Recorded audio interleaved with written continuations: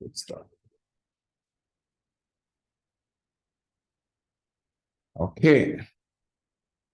Go ahead, LG.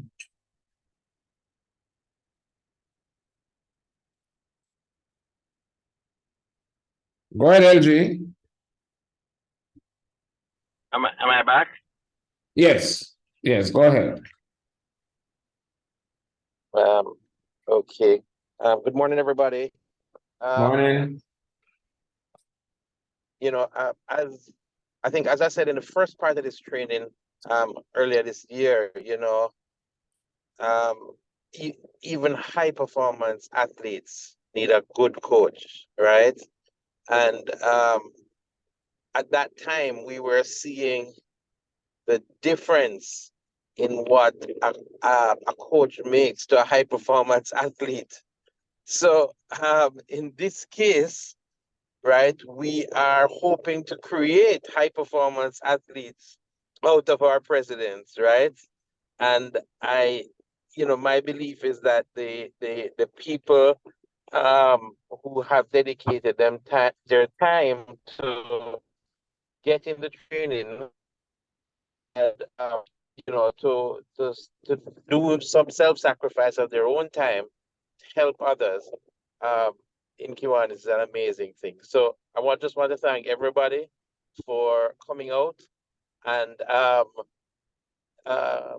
DG Bobby, you would know that the last time I have captured your club health um, document, and it is a permanent part of the division's website now. So I'm warning you that I am looking out for those things that I'm going to capture and to make a permanent part of the website again going forward. So thank you for your dedication to making this happen. Oh, you've gone silent. Thank you. Yeah. I don't know if you heard me. I don't know if You I was muted yourself for a while, so continue. No. I ended by saying, "Have a great day, everybody." I don't know how Okay. much you heard or did you? Yeah. Thank you very much, LG Stefan. And I need to have a discussion with there's someone who wants to add some value to the Builders Club rally whenever that comes, and we'll talk about it. So we have our other Lieutenant Governor here has blessed us with his presence. I will introduce the other guests in a while, but LG Desmond, can you please give your opening remarks, sir? Thank you, DLG Bobby. Thank you once again for accommodating us and conducting this training. But let me apologize also profusely for being late in person, although I was online. It must have created a little inconvenience for some of our members waiting, but sorry to be late. But for DLG, Bobby, yes, we really appreciate that you could conduct this training for us again. And one of the things we want to clearly understand is the role of our coaches. Some concerns have been expressed by some presidents. Let me say previously, I haven't had that experience now, but some concerns that have been expressed as to what really is the role? Some feel that we see that it is really supposed to provide guidance. In some cases, presidents have complained that they are really being instructed to do certain things, and it creates a problem. That's one part of it. So to be clear, and so role or guidance role, and assisting in empowering the presidents of the club. The second point is I'd love to see if we can have some kind of a tool in place whereby we're able to measure the performance of our clubs, and we can see how we can categorize them into healthy clubs, unhealthy clubs, or strong, average, weak clubs, and we can know where we can prioritize our attention to assist the presidents and the clubs. So those are really what I have in mind here tonight. I hope that coming out of this meeting, we will be able to achieve those objectives. Thank you. Okay. All right. Let me go back on the screen. Thank you, LG, and LG mentioned two things. One, to get a clarity around the role of the coach, and secondly, we want to get a tool, and you know, LG Stefan spoke about he has a tool which is that health check, and maybe we can share a version of it, and we can share it between two divisions. Okay, so let's get back to, all right. So, so setting the context, therefore, and get my screen up. Thing here. Set the context. I'm having a little. We're seeing the screen. Right. Okay. Just spin it. All right. So we wanted to you know, it's about Kiwanis club coach. So we want to look at a little bit again about Kiwanis, and I think it did bring in Desmond's request for how we measure, and we know we have criteria set up by international and distinguished that, and that is a different thing. We want to know for our own internal management. The second thing, we want to get some clarity around the role of Kiwanis club coach, and LG Desmond is correct, because you know Serena and Djokovic have coaches, and then so we understand the purpose of the club, understand the role of the club, of the coach, and then determine what must we do to really get some specific action need by coaches to support the club in delivering on its purpose. Now, most of what we're going to discuss today is really nothing new, but we need to make sure we can use it and apply it. And I believe one of the challenges with the whole Kiwanis approach to training is that we can get a lot of data and a lot of information, but it can be converted to capacity development. You know, I didn't catch the meeting on, was it Wednesday night, or KI had a club coach and thing, and I just asked a couple questions, you know, what did we get out of it? And I know LG responded to me and the IPLG, but not much came out of it. Not much. It wasn't very useful. It wasn't very useful. And so we're going to focus less on the content and more on a discussion about how we go about getting value out of the role of the coach. All right, so whenever we start a discussion on anything, train or plan, we want to make sure, some people call it, you know, somebody, apart from a focus question, a relevant question, what must we do as club coaches to support clubs that's missing to deliver on their mission, vision, purpose, and goals in a sustainable manner? Sorry, there should be word clubs after support. So, you know, the role of a club and the end goal of a coach and the end goal of a club are not much different, right? Really, it's really the same. Everybody has the same purpose. Oh, before we go, just want everybody to quickly introduce themselves. Let's start with the online persons who we have here. Just everybody just quickly introduce themselves, because we want to just open your mics and introduce yourselves and just say good morning, everyone. Good morning, everyone. This is Bev Thompson. Welcome, Bev. Good morning, Debbie Manning, Division Welcome. 23 Central. Welcome, DLG. Good morning, everyone. Sharon, USIM, Division 23 Central. Welcome, LGE. Good morning, everyone. The LG Gerthlin. Welcome, Lady G. Done. Good morning, everyone. DP Sandra, Constant Spring, 23 Central. Welcome, DP. Rosemary Heaven, Constant Spring. Welcome, Rosie. Good morning, everyone. This is Karen Sinclair Lim, Kiwanis Club, Constant Spring, Division 23 Central. Welcome, KSL. Hi, morning, everyone.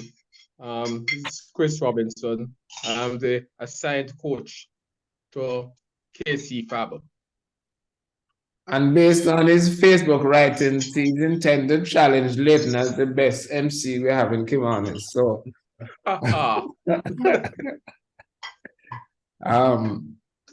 who else is not here? Nigel? Yes. Good morning, everyone. Good morning, DLG, Bobby. DP, IPP, Nigel Dixon. Right. Happy to be here. Club.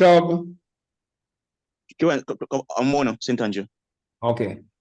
All right. And all the others are here. So everybody has a quick Morning.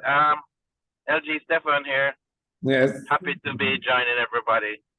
Welcome again, LG. I know you had introduced yourselves already. Morning, everybody. I'm Bridget Steele. Yes, and Bridget is the overall organizer here, I think. Good morning, all. This is DLG Willie. Welcome, Willie. Morning, this is Right, we got you already. Right, next. Morning, this is VP Paulette Casey Fab. Welcome, Paulette. Paulette is also online. She's also here as well. Morning, this Cheryl, 23 say so. Yes, and Cheryl's here first and doing a lot of the preparations. I'm sorry, Mo, you couldn't be here because there's more food and drink than we can manage. And morning, Dan Harris, 23 Eats. okay, thanks, and I'm DLG Bobby from both East and Central. Okay, so moving forward, quickly, if you remember, the purpose of club is to deliver on KI's objectives, right? And the KI's objectives are stated in its defining statement and its mission statement. And the approach we use is fellowship, service, and community building, because all those three are part of the purpose of Kiwanis. So the defining statement, Kiwanis is a global organization of volunteers dedicated to improving the world, one child and one community at a time. So as clubs, we should always be focused on improving everything we do. We're improving our part of the world. And then the mission statement says Kiwanis empowers. So we are an empowering organization to improve the world by making lasting differences in the lives of children. So the two things is lasting differences and empowering communities so that we can improve the world. And we do this through fellowship, service, and community building. So far, so good. And we need to remember and focus on the purpose as opposed to always focusing on projects. So the health index or the health indicators that we had for a club, 4 and 4, 8 and 4, 12, and maybe Desmond, these are really how you measure the performance of the club. And I have split them this time into 3 areas. The impact the clubs make, whether the club is complying to the requirements, and then capacity.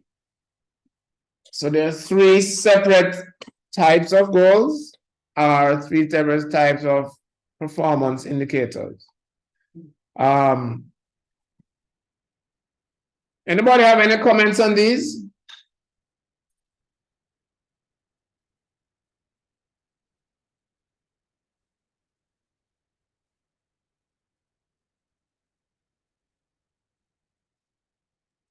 look okay to me.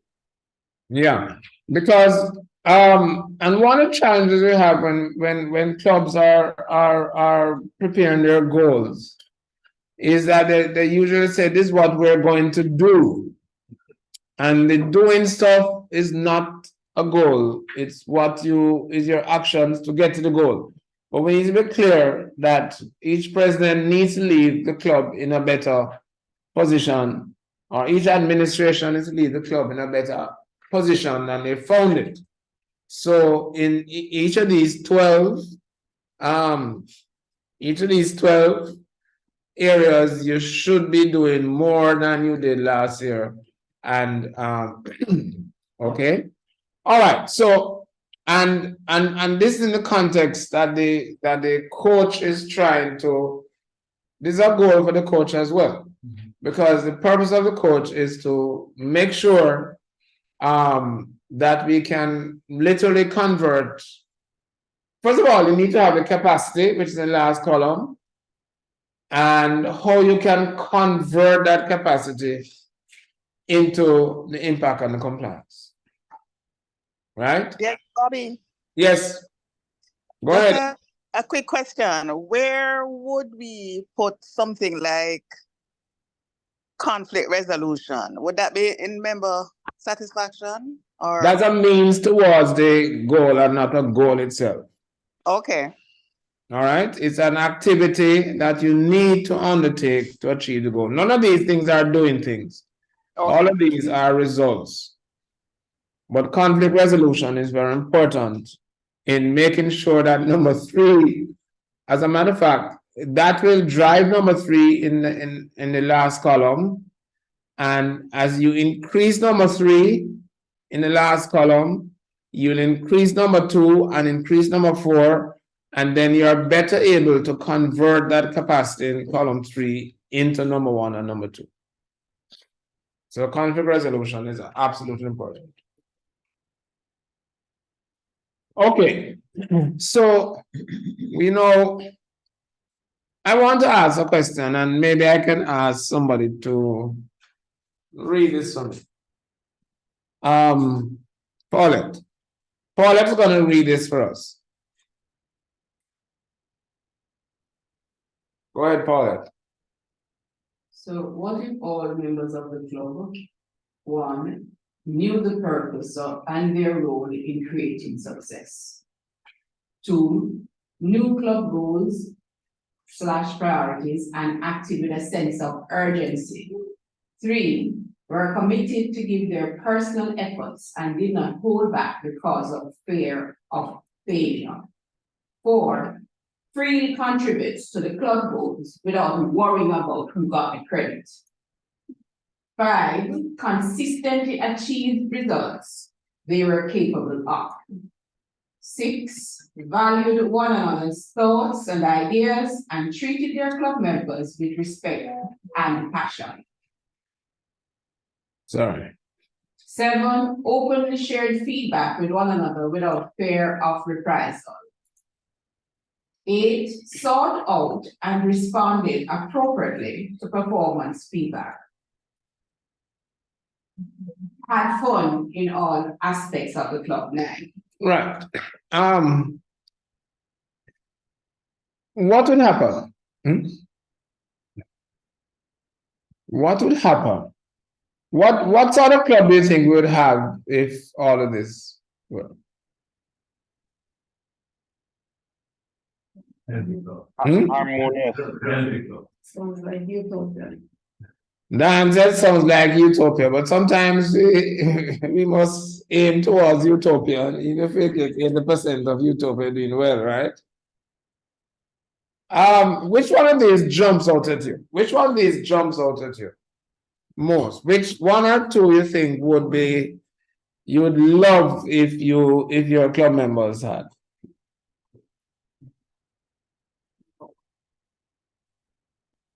Right, number 1, Lion. Number 7. Number 7. Number 3. Number 3. Nigel, what do you think?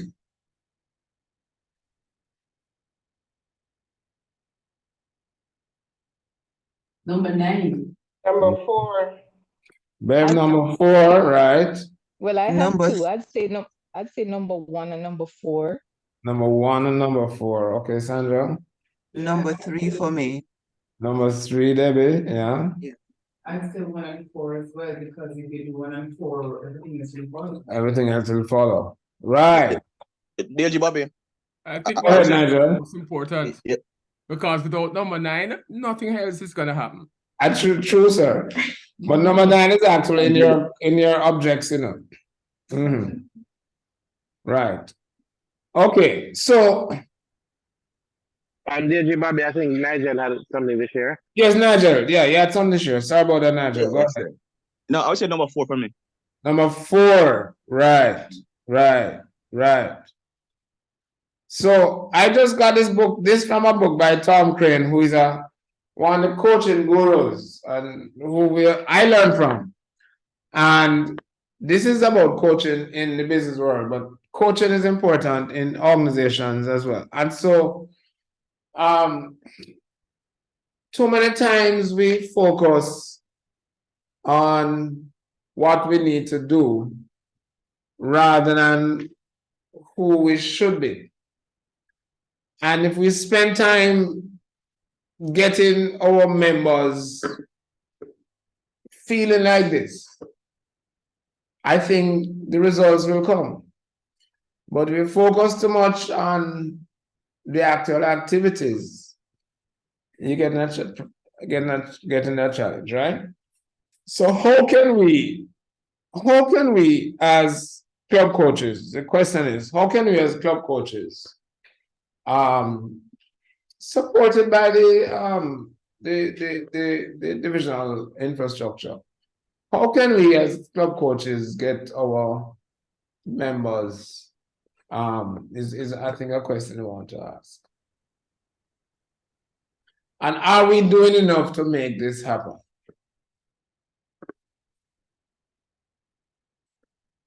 And DG Bobby, sorry, can I add something? Yes, sir. From my point of view, how can the divisional infrastructure help the club coaches? Right. I'm going to come to that. Yeah. So let us now look at the Before you move on, could I ask yeah. a question? Yeah, here's a question from Diane. Go ahead. All right, so I liked, when you put forward that, most of us focus on what we need to do rather than who we should be. Do we all understand who we should be? And what is that? What does that look like? You want to answer that, Diane? I want you to answer. Anybody want to answer that question? What sort of, okay. Is any Kiwanian that you know have seen being inducted that does not have the potential to be like this? To be what? To be exactly like this. Okay. Over time. Over time. Because I don't believe the argument narrative that we bring in the wrong people in Kiwanis. I think those people that I see being inducted are full of excitement, and this is what they want to be at induction. Anybody agree with me? Not really. Not really at induction? Sometimes we bring them. Not all the time. Not all that is what we bring them, so we can get some members. When you say the wrong people, what do you mean wrong people? Is this the right people?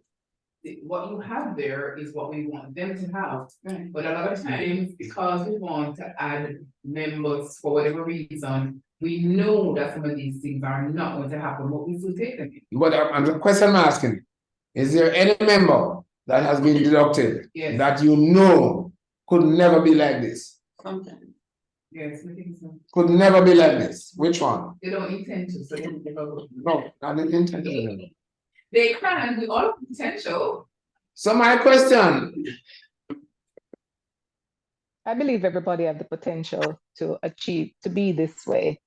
Everybody has a potential to be this way. Yeah. So maybe getting here is maybe 1% recruitment and 99% onboarding. What do you think is the ratio? So 1%. So if you think about it, recruitment, onboarding, and sustaining, for this to happen. Anybody want to tell me where we should put our efforts? Sustaining. Sustaining. With you about the onboarding part, because when I asked that question, what should the ideal Kiwanis or Kiwanian look like? So it would incorporate a lot of these, like, who not focus on who gets the credit, not focus on getting projects done, but we don't onboard Kiwanians like that. As soon as they come in, we give them responsibility, we say we need these done, and so on and so on and so forth. And they never, unless it is, inside of them, they seem not to get to some of these outputs. We don't see it in them. And I agree with Bobby that it probably went wrong in the onboarding because we're not focused on creating that ideal Kiwanian, but rather on getting these projects or priorities done, completed, and so on. So that's why I asked them to outline to me what are some of the traits then of the ideal Kiwanian. Because in business we do that too. We say, what would the end product be? What would the ideal graduate look like, and so on. I would love to know what are some of the things we think the ideal Kiwanian would be, because it is definitely not true. Kiwanians love credit, they love to be recognized, and so on. Do we ever get to that point? And I don't think anything is wrong with it. In fact, I think it's inherent in Kiwanis that people are recognized, right? Right. But it can get the work done without. Right. So integrate, right. So I'm not fighting. So let me hear what Sandra said, and then I'll take on Bridget. Okay. Sandra, I was saying that we don't have to work to get the credit though. We don't need to worry about that part of it. We can just work and the credit will come. And I think that's a part of what some people worry about, getting the credit. That's not what we should be focused on though. Get the work done, the credit will follow. But the question is it about getting the work done, or is it about being like this? Are we focused too much on getting the work done? That's what the issue is. Sometimes we focus too much on getting the work done. What we should also do is get to know the persons. Right. I think what we do sometimes, as Diane said, we bring in the new people, we're showing them the ropes, and then we put them in position, and what do? Leave them by themselves. They're not gonna get it done this way. We need to guide them, the Kiwanis way, and show them how to get the stuff done. I think a lot of that go by the wayside. That's what we go by the wayside. Okay. Not sustaining them. Let me hear Bridget, and then I'll come back to Stefan's question.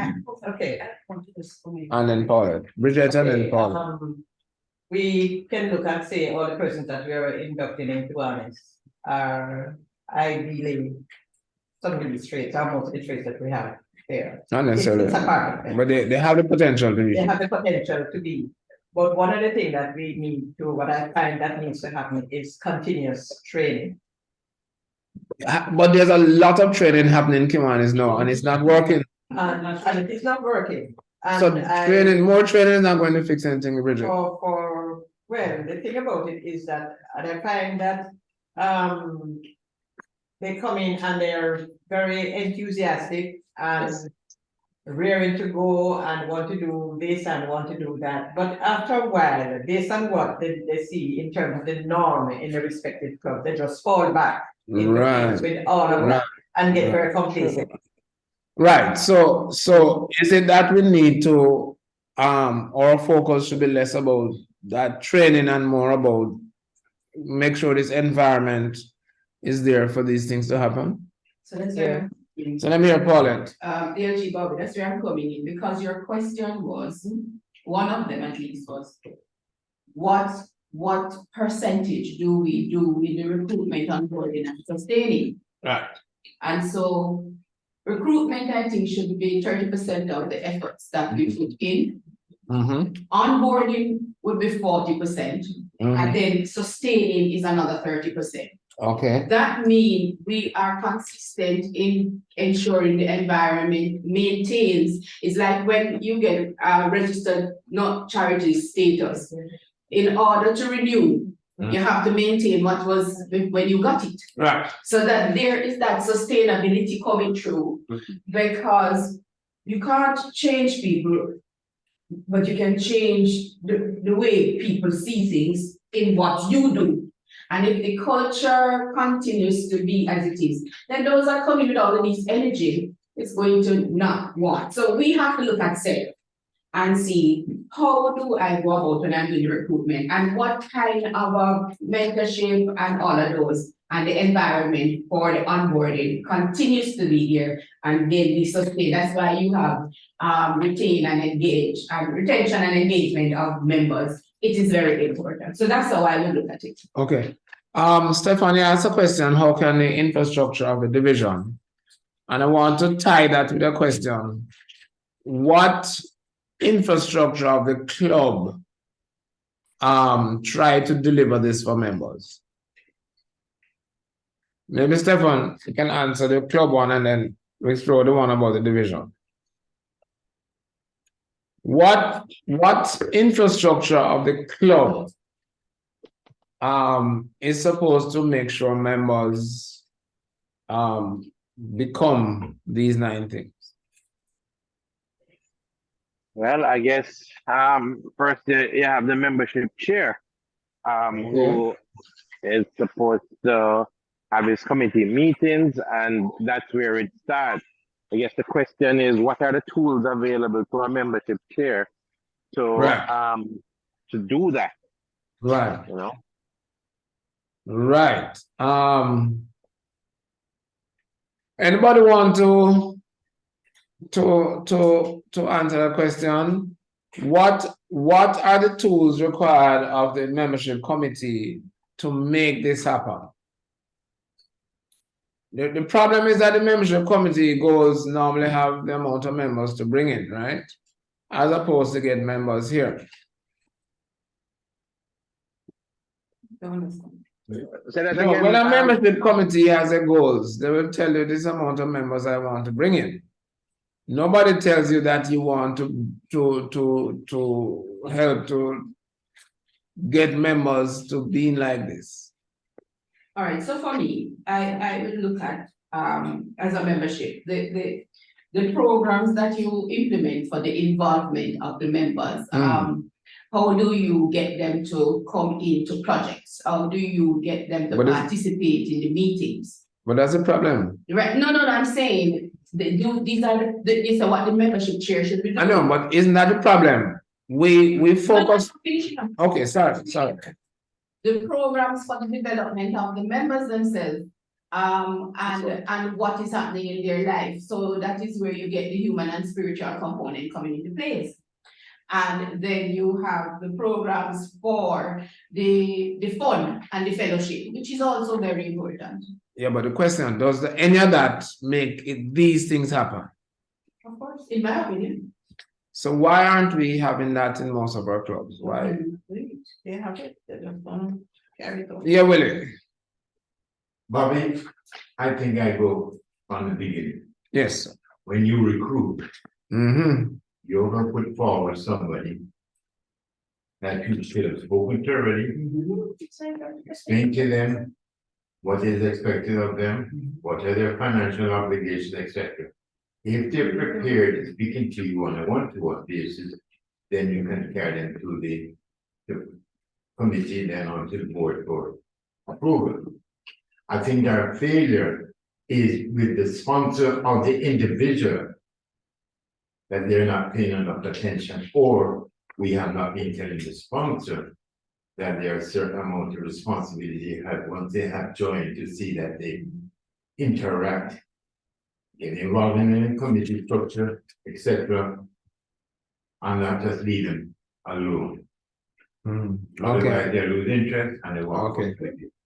All right, Sharon. Sharon? In addition to what Building Leader said, I agree with that. I don't think either one part of the club is across the board. Yeah, but who should be held accountable for making these happen? Who should be held accountable for members becoming like this? That's the question I want to ask. When it's spread right across the club, nobody's responsible. But in the first instance, like David really said, the person who brought it in the club needs to ensure that. The membership chair.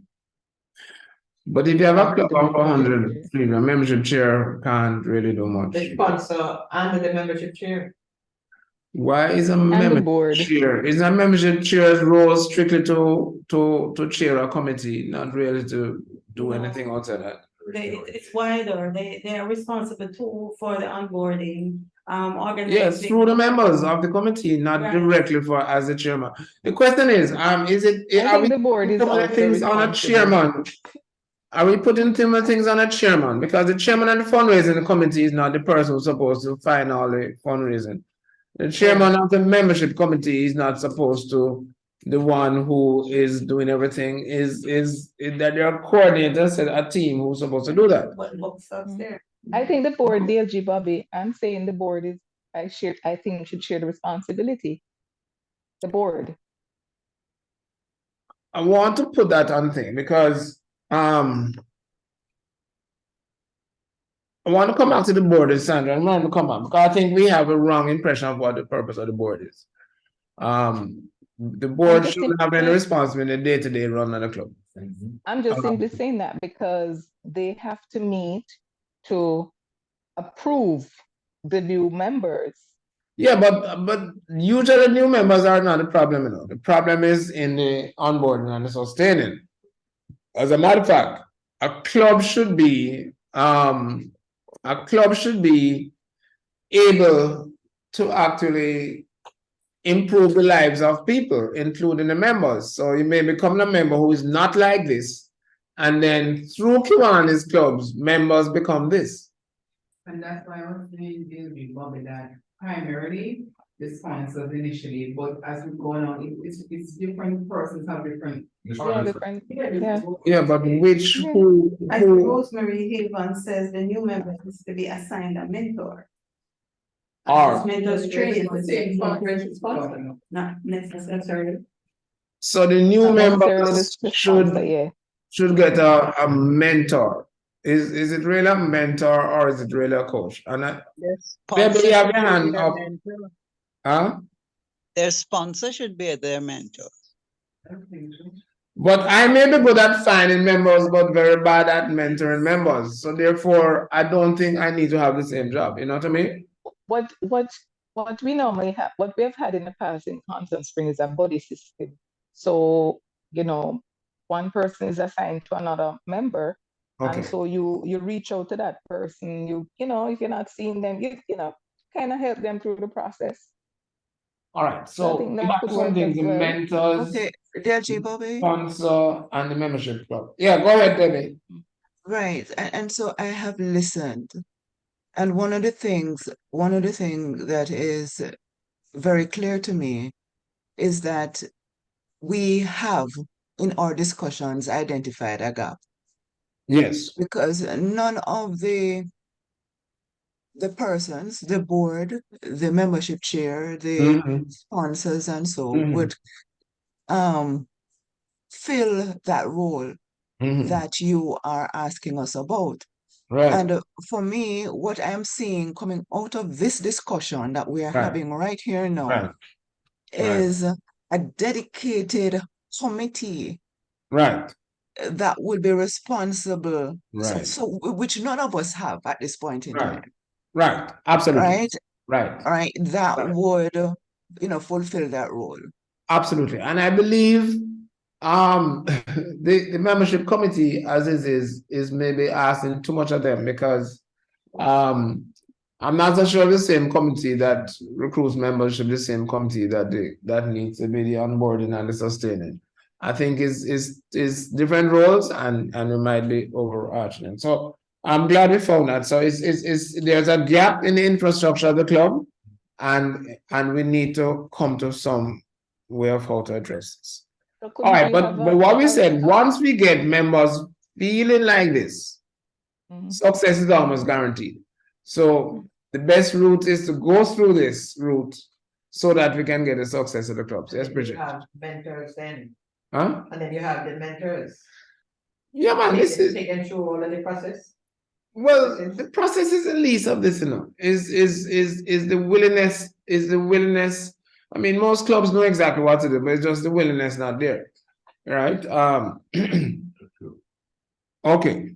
So we want to look at the just I mean, I think I've shown this. LG Bobby. Yes, go ahead. I mean, for me, what you are saying there, right?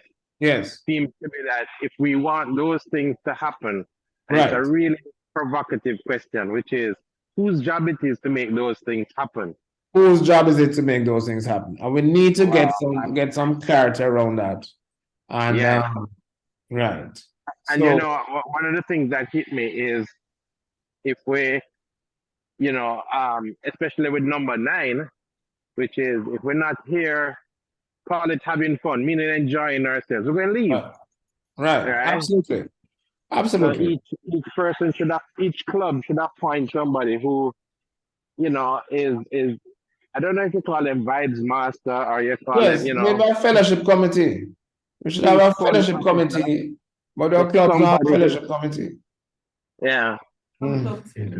Some clubs do. No, but fellowship should be in everything as opposed to just in the clubs. But I think maybe we need to relook at how clubs are.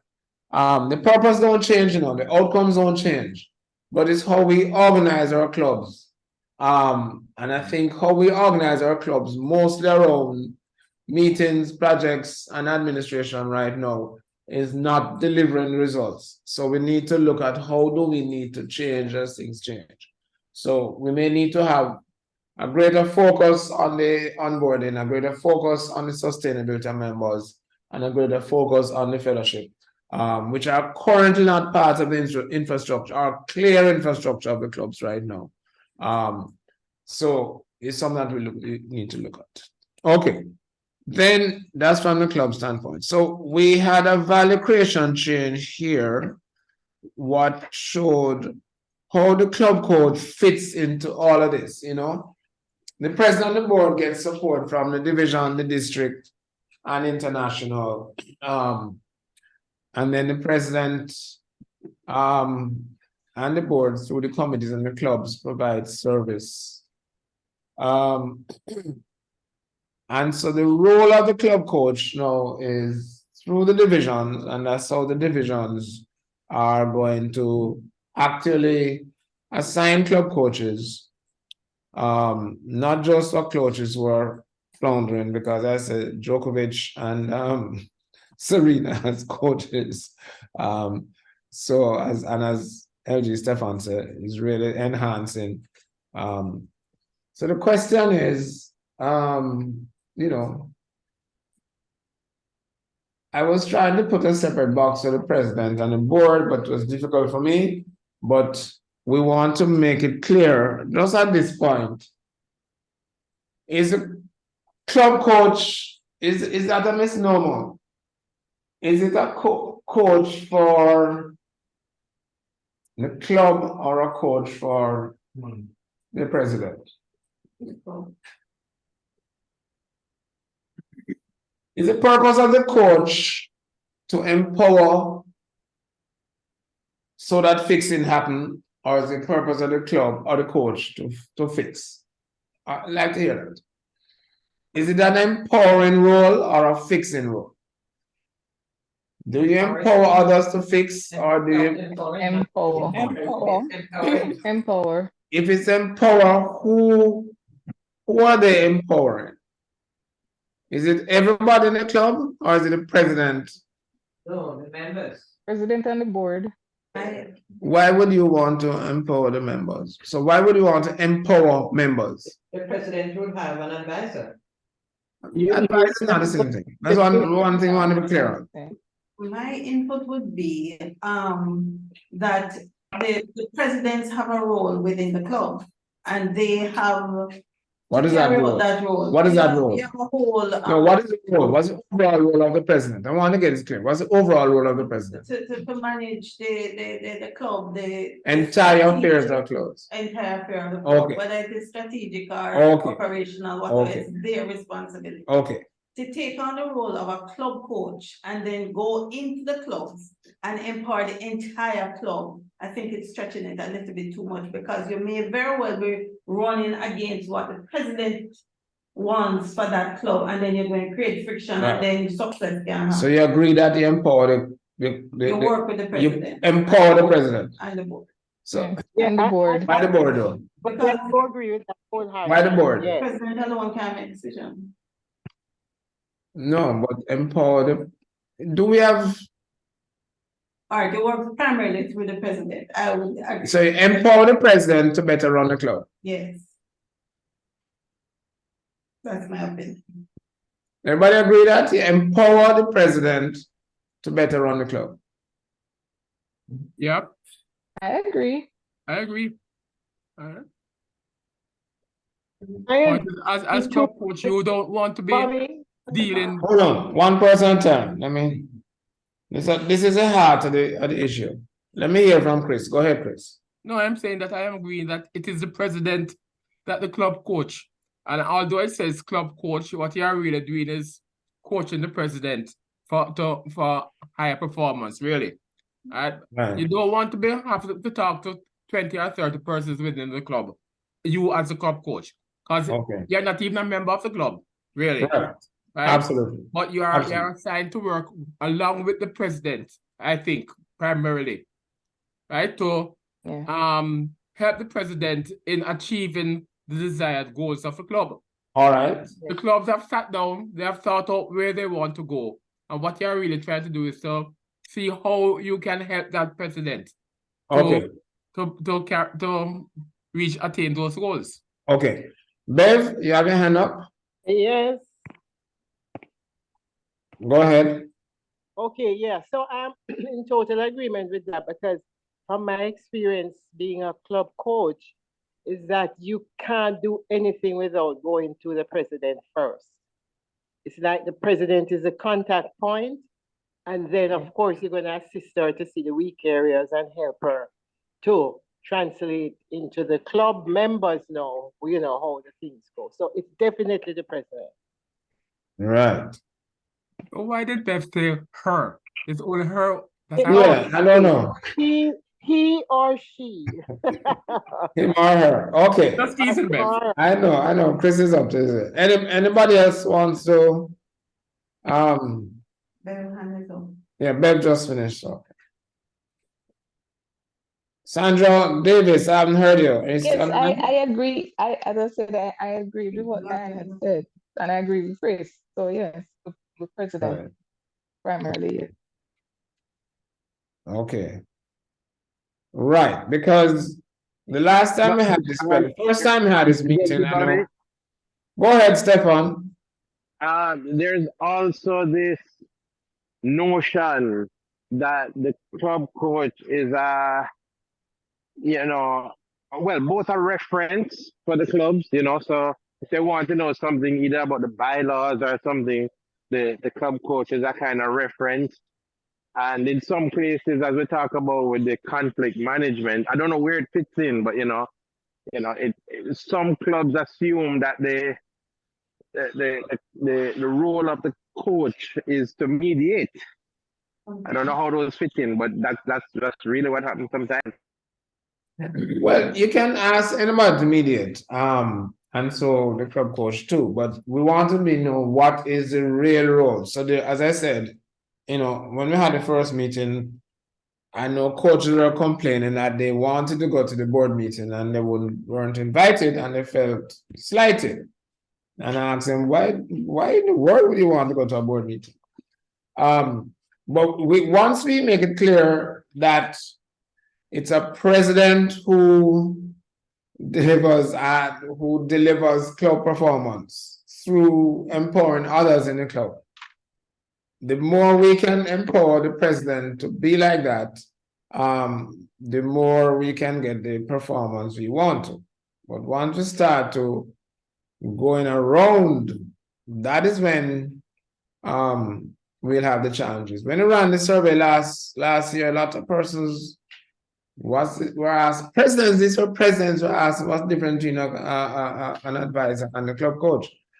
And I think the actual misnomer is the word club coach, and it gives the impression that you're coaching the entire club, when you really, the best way to get it is by coaching the coaching the presidents, right? The divisional infrastructure has has an interclub committee, can help with the interclub function. As a membership committee, help with the membership function. So the divisional infrastructure has a lot of their own committees which go around and help the functions of a club. So you don't want to be duplicating that as well. And so once we get that clear, okay. DLG Bobby. Yes. DLG Bobby. Yeah. Okay. LGE. Okay.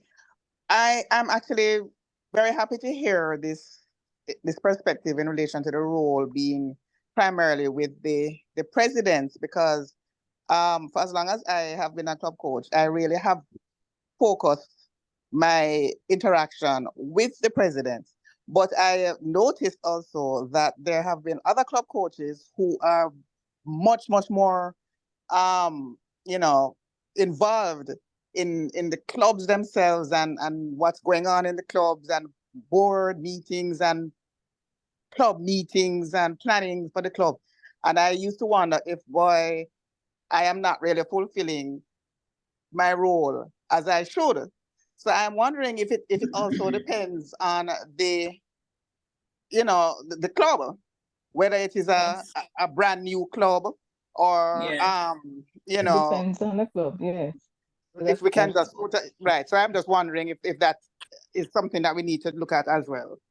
Right. At the KI workshop early this week, one of the things that I heard was that the club coach is the link between the club and the rest of Kiwanis. And I had no idea that was there. Even for a new club, that's not what it should be.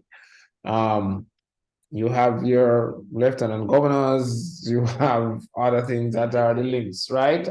So I don't think that that's it. But maybe I had a hand up still. DLG Bobby, I wanted to say something. Bobby, I have been attending most of these trainings, and I think I've been asking the question. Yeah. Do the presidents, are they appraised of? Should I put up my hand? Expect. That's what I want. From your club coach, do they? I don't recall any specific training or any meetings or so where they're gathered together and they are told what is the role of your club coach, so they understand.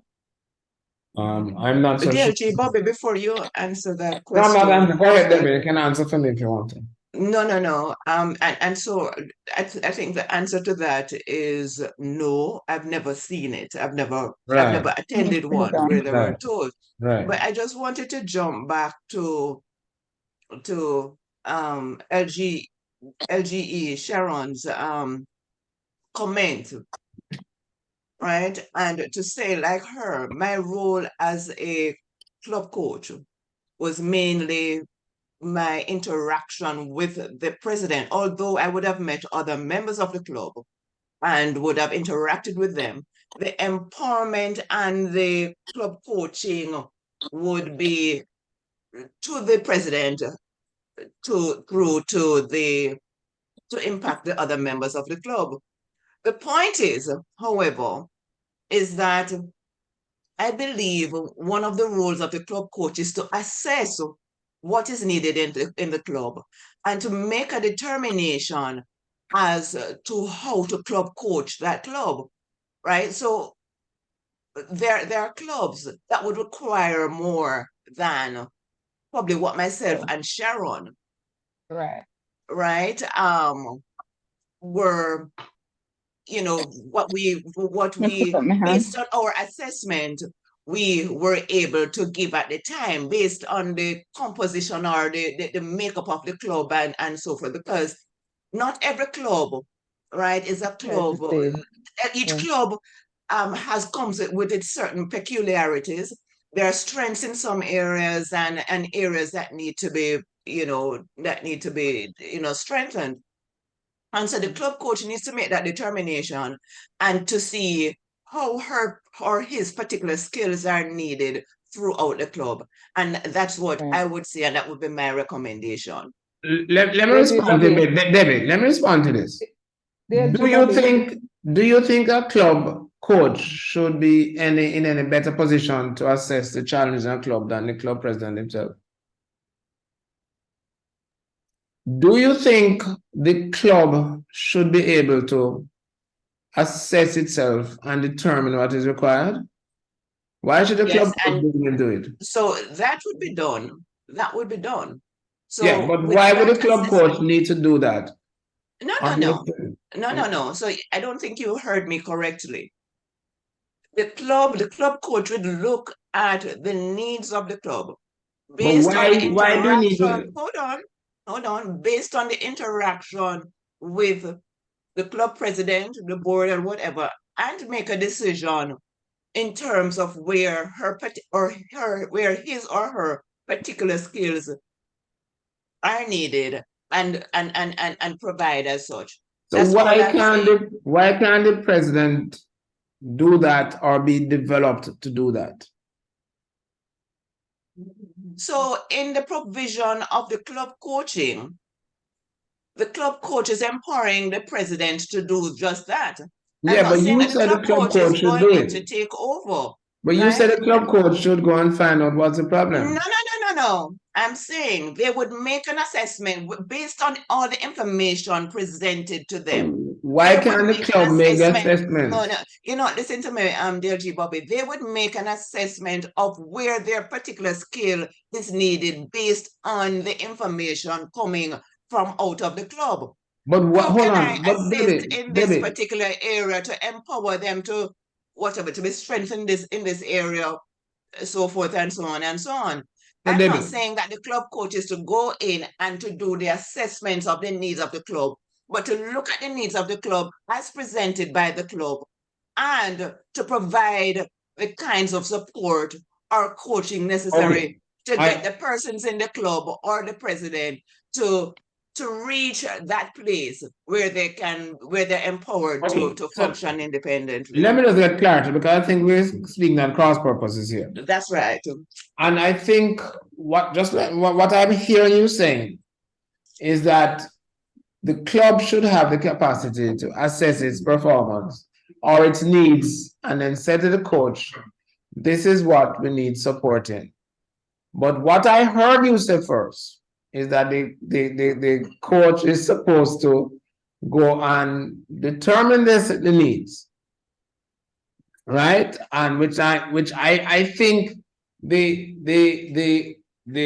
club should have that exact thing that both Stefan and Desmond speaking about.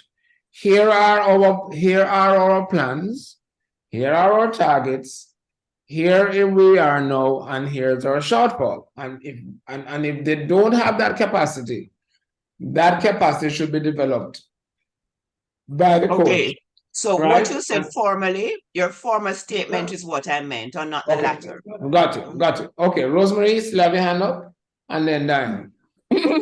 Yes, I just wanted to comment to say that I believe that the role of the club coach may vary based on the stage of development of the club and the needs of the club. So if you are coaching a new club, then what is the needs may be different from if you are coaching a club that is well experienced. So the other thing that came up that I agree, I think there should be some clarity coming out of this in terms of the overall role of the coach, and the president should also be made aware of what this role is, because I do believe some might feel threatened, wonder why it is that they need a coach. Is it that they are underperforming, that sort of thing? So I think arising from this, there should be a session with the club president so that they also understand the role of the coach. Okay. LG Bobby. Just before I go, I want to just respond to what Rosemary said about the difference. Over the years, when a club is formed, and I know I had played a role when Eastern St. Andrews formed, although we didn't form them, but it was what's her name there? From New Kingston. No, it wasn't Gertling. It was she just got in trouble the other day with the building. What's her name again? No man, she just got in trouble with the building there. Married to Barnett. Annette Francis. Annette Francis was the person from New Kingston assigned, right? But and it wasn't called coach at the time. It was the new club builder, I think, at the time. So it's from the sponsoring club, and I went in to work with, even though I wasn't living in the area. I went into work with bringing them through to the initial stage, right? I mean, that was always there. It wasn't called a coach at first, but I think we should really separate the name. Really should separate the name. That is really to bring a club into being. What the club coach should be is not just to have the one. It should be. Huh? Yeah, it's still up in the opener. No, the club opener now. But it's not the opener now. It's about a year. It's about a year after you open your work with them. The counselor. It used to be called club counselor. Or club council, whatever it is, right? So that was the name originally. The club coach now is to correct the underperformance and to enhance the high performance, as Stefan says. Right. So we need to be very clear on, and I think the difference is in the underperformers and the performers is just the extent to which it happens. So I agree with you. It's a difference between the new clubs and the training program early sweep was totally about the new clubs. Right, LG Bobby, for your move on, because that's what Yeah. I wanted to speak to, because my role as a club coach for the past 2 years was with a new club, and they needed a lot more than an experienced club. I mean, I had to be at their meet. I work with the president primarily, but then I also had to assist some of the other persons because a lot of them really didn't understand their role, and I was the only other person. Right. Was it Sunday? Well, Sandra, was it from a club that Constance being formed? Yeah. Yes, it was. Okay, right. So in that case, it is a sponsoring club who appoints a person. In the other case, is the LG who appoints a person. So it's two different things in us. So I'm saying two different things. The LG doesn't appoint anybody for the new clubs. It's a sponsoring club appoints somebody. What the LG does is after that initial stage appoints a club coach, and that's. But I was appointed their club coach in the initial stage. They never by Constance Spring, anything like that. By the sponsoring club. By Constance Spring, right? Yeah. So I think the club coach we're talking more about now is the one that's appointed by the LGs, because the LG has a role in. I mean, that's the number one role of the lieutenant governor now. The number one role of lieutenant governor is to, and I hope Desmond and Stefan agree with me, is to make sure the clubs perform, right? And so therefore, and they do that through many different ways. I mean, including the committees and including the coach. So Diane, and then go back to Rosemary. Go ahead, Diane. All right, so what I wanted to contribute to this discussion is that, and while I'm waiting, I'm listening, and I understand and I've heard feedback saying that it depends on the stage at which the club is at, then the club coach may have to vary what they do. But I think what we need to understand from the get-go is the role of the coach. The role of the coach is going to be to empower the president to carry out their role. So at the end of the process, that president will have grown. They would now be able to do the job. So it is not a de facto president. when you become a club coach. Your job is not to go in there and to fix the various parts. And of course, in carrying out the process, you know, you can be like the go shopper. So you go into the club meetings, you see where the gaps are, and then you meet with the president. Not get up in the meeting and say, Madam President, you don't do it like that. But meet with the president and you help that president to grow in their function and to become and even be able to assist afterwards, because we are creating new leaders and so on. So we have to work through it. That's the role of the, so it doesn't matter if it is a brand new club, a club in the mid stage, or an established club. Our job is not to go in and fix the club. Our job as a club coach would then be to empower the president to carry out her duties. So I would totally agree here with Bobby, and he kept on saying working with the president, and I'm believing that that is what it is, and it doesn't matter at which stage. So once we understand what our role is, then maybe we can start working with it and don't feel like we are the ones who need to go in. So we understand what their problems are. We discuss with the president, how are you going to deal with this and so on, because it really falls within her job description. So that's what I was trying to say. So Rosemary has her hand up, and then we move on. Yeah, I know we ought to get in some agreement on what the role of the coach is. It's coming up. It's coming. Go ahead. Right. Go ahead. Right, just to make another brief point, right? So I agree with you that the sponsoring club, as it relates to a new club, the sponsoring club has a role to play to assist them in really, you know, getting to understand Kiwanis and functioning properly. But sometimes the sponsoring club leaves the new club too soon, and therefore the club coach sometimes have to take on some of that role that should really have been done by the seed members and the representative of the sponsoring club. Thank you, dear DP Rosie. That's what I was trying to say as well. But the question is, and I have the 2 LGs on. If that happens, is it in your best interest to appoint a club coach who is not from the sponsoring club? Would you and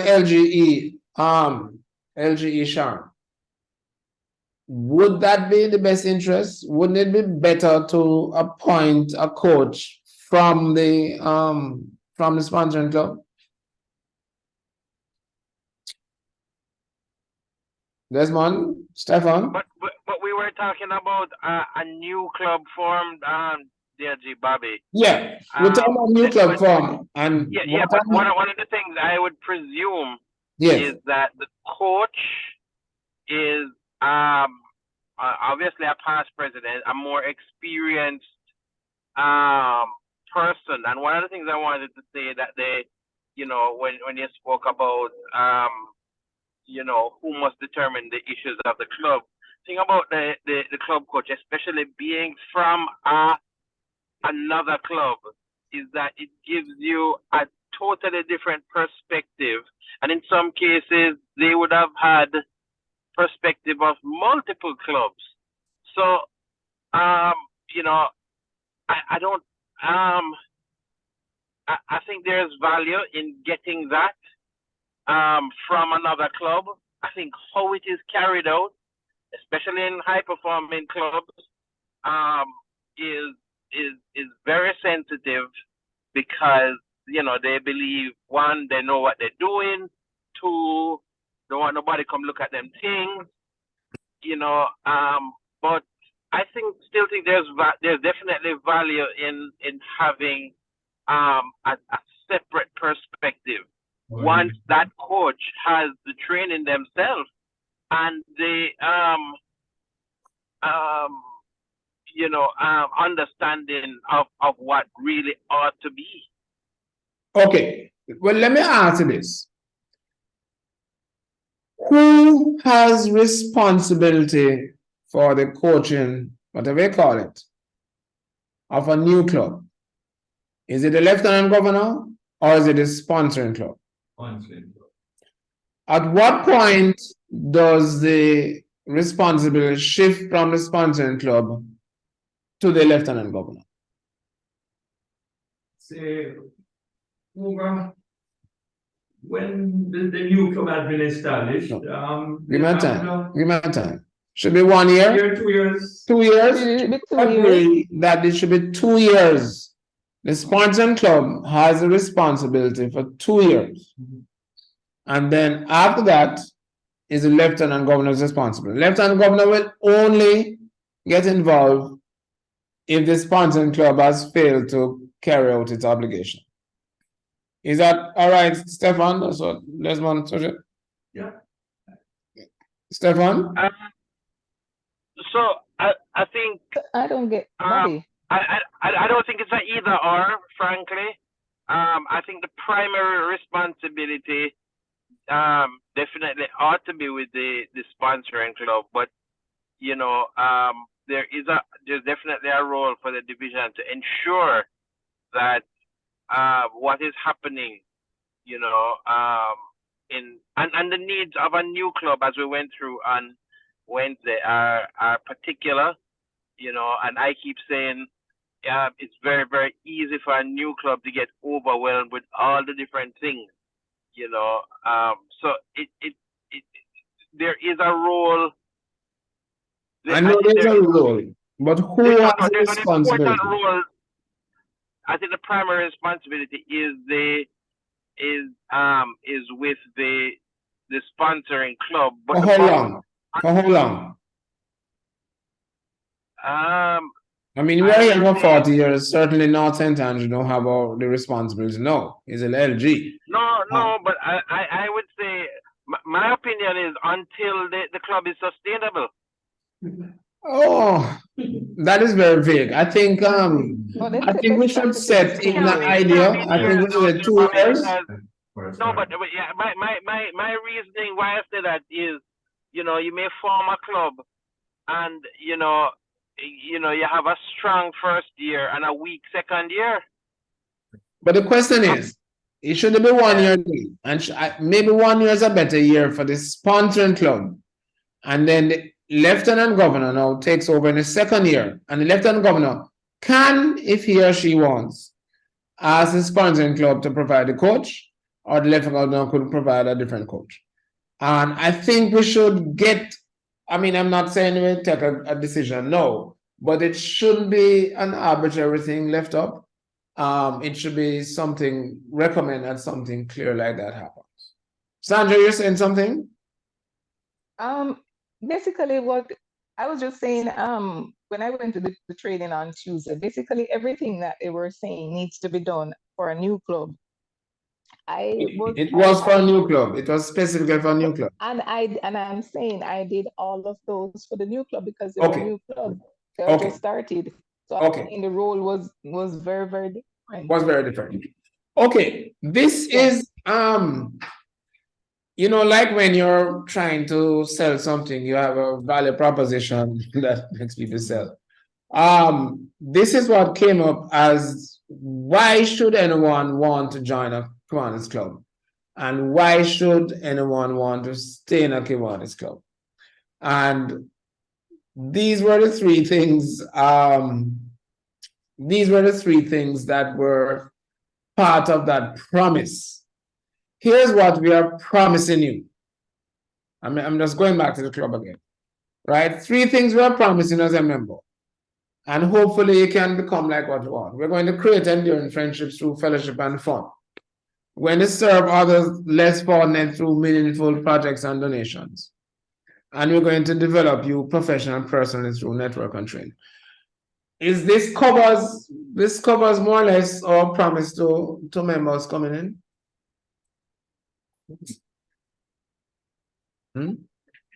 Anybody agree these 3 promises? Yes, I agree. Right? 3 simple promises? Okay. All right. Now, I'm going to move on to, all right. So, no, I'm going to go through. I've shown it, and I'm going to spend much time on this one here. Let's go through. All right. No, I just want to share. Hi, Selena. Just to go through the club coach purpose as per KI, and we want to make sure that what they say we have to bring it in. Works in conjunction with district membership coordinator and division lieutenant governor to provide training, mentoring, and membership growth and guidance. I'm not sure why they separate out membership growth with the rest of the things that club does. This position will work with the new club opener for new clubs, as well as existing clubs in need of assistance referred by the lieutenant governor. Now, what it says that, you know, they separate the club coach from the new club opener. The club coach ensures that proper guidance is given to a Kiwanis club and serves as a primary mentor assigned to the club. Now, as far as KI is concerned, they see different from what we have been discussing today is more a support for the club than a support for the president. So it continues all of these things. Works with LG, ensure clubs on a charter strength become independent, ensures new clubs become independent and strong, mentor the leaders of a Kiwanis club on an ongoing basis. So I'm not so sure what the leaders are. Is it just the president and the DPs and the PDs? Provides unfiltered and objective advice. Educate the club on attending these meetings. Encourage other clubs in division to be active in the club's progress. Has a line of communication regional district membership. Participate in membership training meetings and using the ACI to support tools. Then it goes on. Preferably belongs to a growing club. Is an experienced Kiwanian. Implement club membership drives. This is not the purpose of the club, coach, as we know it and we want to. But LG, it says club coach experience requirements, so it's different now. Oh, there's the experience required. This is the experience requirement. So it's Oh. saying that in order for you to be an effective club coach, these are some of the skill sets and competencies you should have. So one must have implemented a club membership drive in order to be a coach. Does that make sense? Not saying it makes sense, I'm just saying that's what they have here. No, I'm asking if we agree with all of this. Team building, innovation, positive work initiative, and others, productivity and skills, conflict management. Okay. This one is about, let me move this thing up here. And there's a lot of other stuff in there which you should do.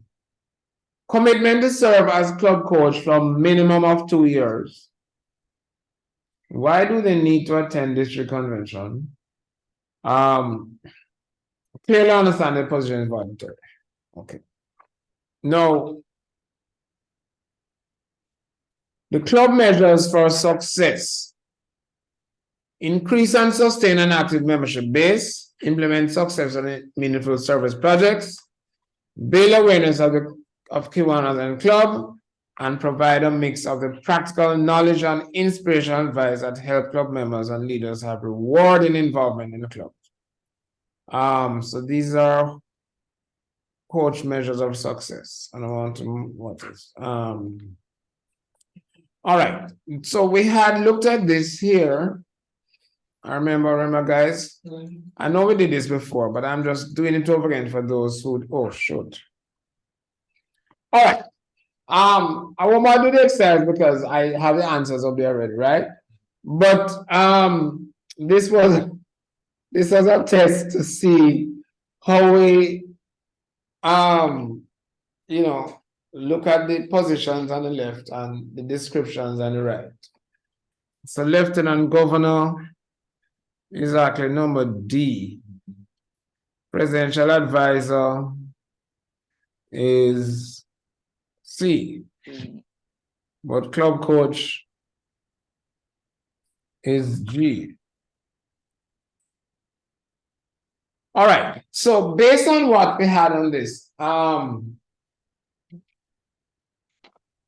we clear on our discussion this morning, the difference between the president advisor and the coach? How is the president advisor different from the coach?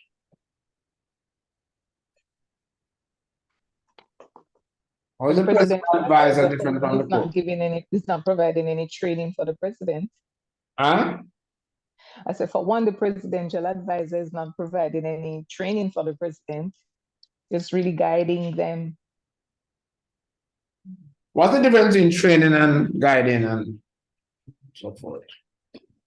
I mean, think of it. That's what happened in the survey after the president said they don't understand the difference between the coach and the advisor. Are we clear on the difference between the coach and advisor? Yes, the coach is Yeah, I think so. Why is the advisor impartial? Why is the advisor impartial?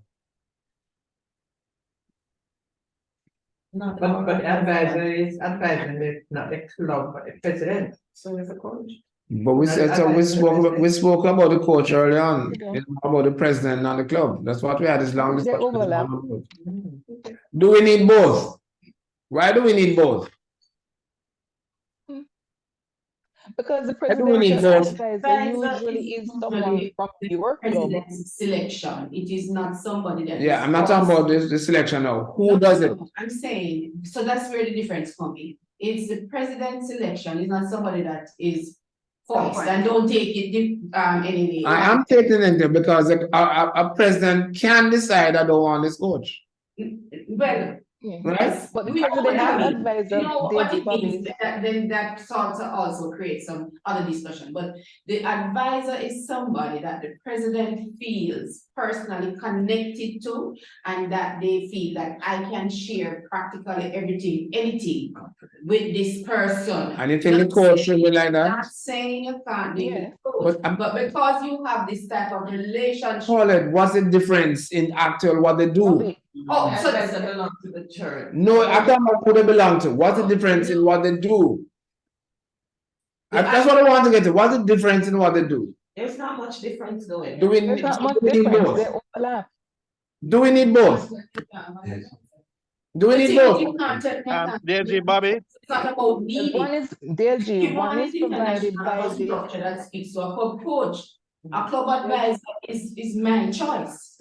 So What do they do? DLG Not who Bobby, choose it. What do they do? DLG Bobby, Because Yes. if it is my choice, then I can know how I'm going Stefan to here. be with this person. No, but what do they do, Paulette? I'm not talking about who is the person. DLG Bobby.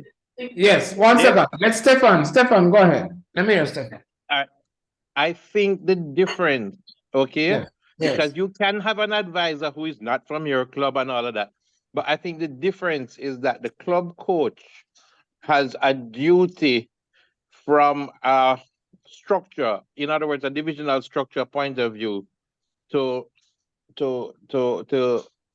Engage report club. and guidance from the divisional lens to help the club. The Yes, but advisor, the club doesn't have to take the coach. no, but whoever that coach, well, doesn't have to take any coach. That's what you're saying. Right. That's the point I'm making. And there is, and I'm not talking about who appoints who or perspective. I'm just talking about what is the value, difference in value being added, the difference in the position that's being executed. But I would say that would the answer lies in potential divisional support. But you have divisional support comes in many, many ways. And the question I'm asking is that do we need both? Because remember I said a coach has no a club president has no obligation to take a coach. Because remember now, a club is superior to the division. I don't think we remember that. The club is superior to the division. Right? Division districts are not mentioned in the objects of Kiwanis International, but KI and the club is mentioned. And so they're only there to make it easy to have that support between Kiwanis International and the clubs. And they're independent. They're independent. And if they said, I do not want to take on a divisional project, they have no obligation to do so. If I don't want a club appoint a coach appointed by the thing, they are under no obligation to take a person, right? And DLG Bobby, you're correct, because I've seen coaches, clubs that have outrightly just refuse to have a Right, club coach. right. So I believe the difference is, and in a former training that I did, it was suggested that the club coach is not an advisor. So that is not one of your roles, right? No, Whereas, one day it can't be as simple as that. no, I am I said telling the you, club coach doesn't advise. no. I said in a former training that I did, they said that the club coach is not to give advice, right? But to make strong recommendations and to encourage. What's the difference between advice and recommendation? That's what I'm saying. Me no know, Absolutely nothing right? there, Me no just I difference. tell Same you, thing though. Huh? right? That they said that. Me no know. Some nonsense come out of KI training, you know, we know that. A lot of nonsense. All right, but Right, we I'm need to be saying, very clear Really and on truly, right, I so don't a know if you need both. recommendation, right?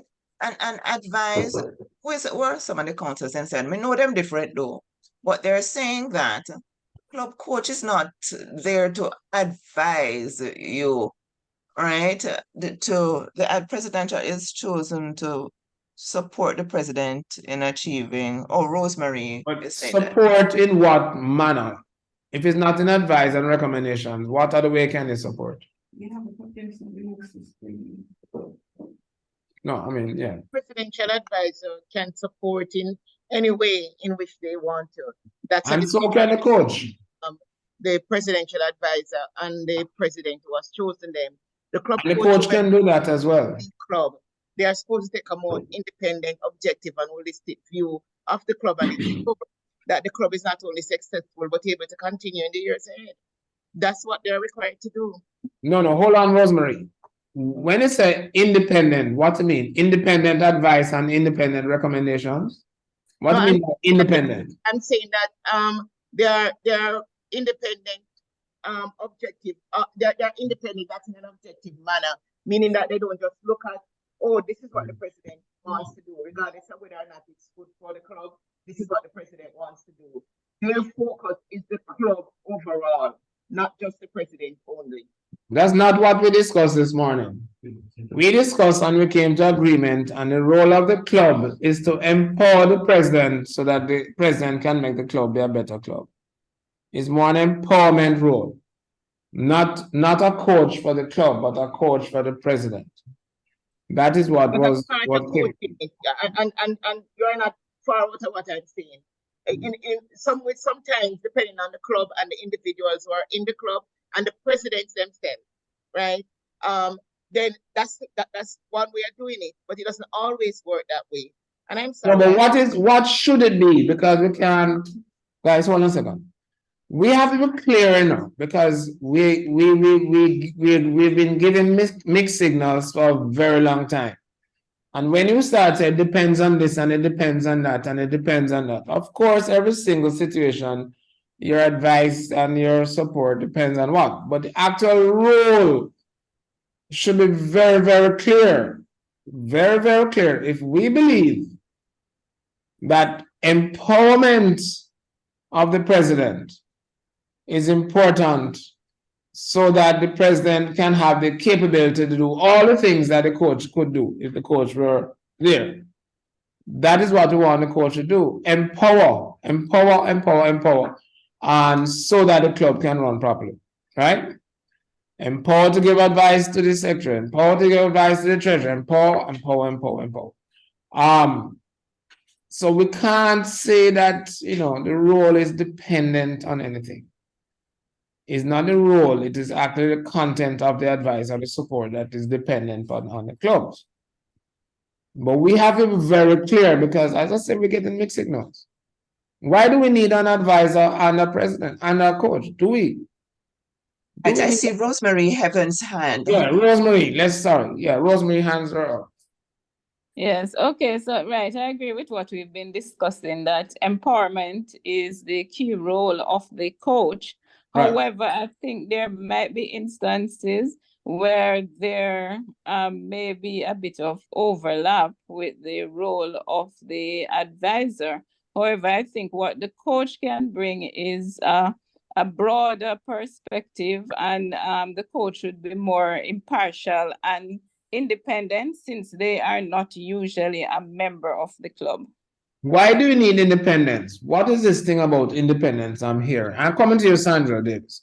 But when you say independence, what do you mean by independence? Okay, because sometimes the club kind of, in a certain mold and in a certain mode, and therefore somebody external, in the same way you would go out and get an external consultant sometimes for an organization, because you want that person will come in and look with, just a very general lens. So sometimes it is good to have a broader perspective.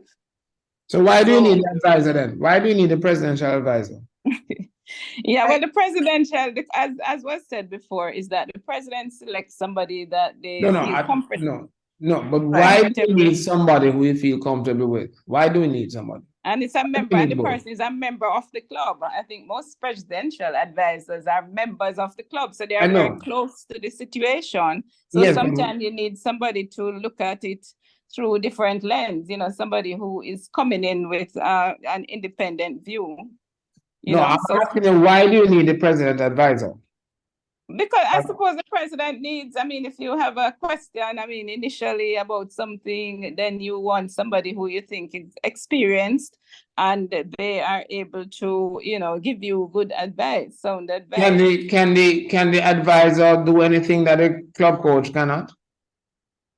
Can the advisor do? Well, I think they're kind of closer. You probably run to them quicker than you would go to the advisor. So if you need to find out something relating to that I could be an advisor in Timbuktu and you can call me on WhatsApp in 2 seconds and I can give you an answer. So I don't think that works as how it used to work. Anyway, let me hear Sandra. But isn't it optional depending on the president?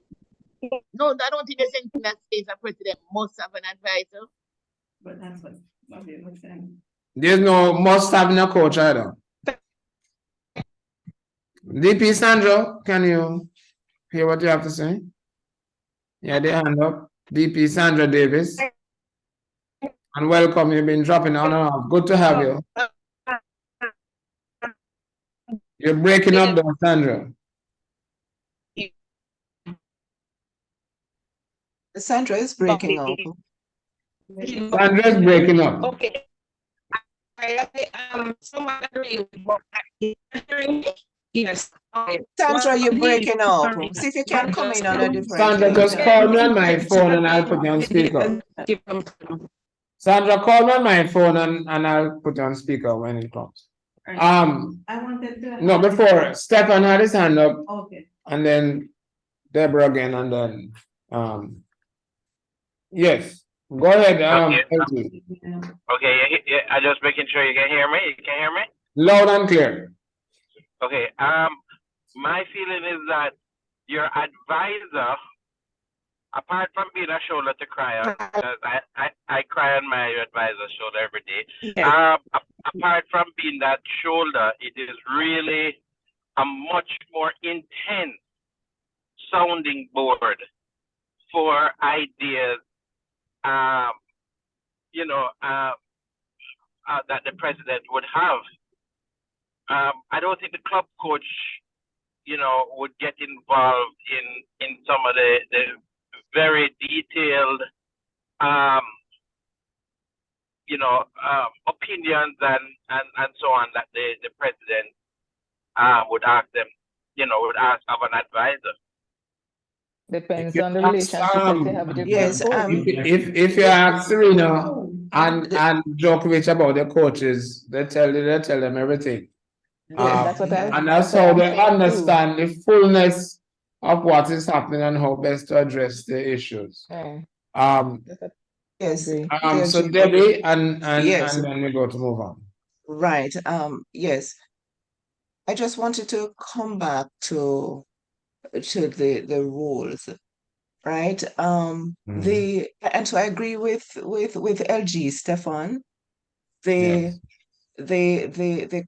club, and I'm gonna answer your question as why why the two roles are different, right? But the club, the president's advisor, right, provides a more formal intervention in terms of providing advice, because You asked about the difference between advice and recommendation, and I Googled it. My mother would be so ashamed of me that I don't know the difference between advice and recommendation. But what Google says is that advice is a more formal sounding board.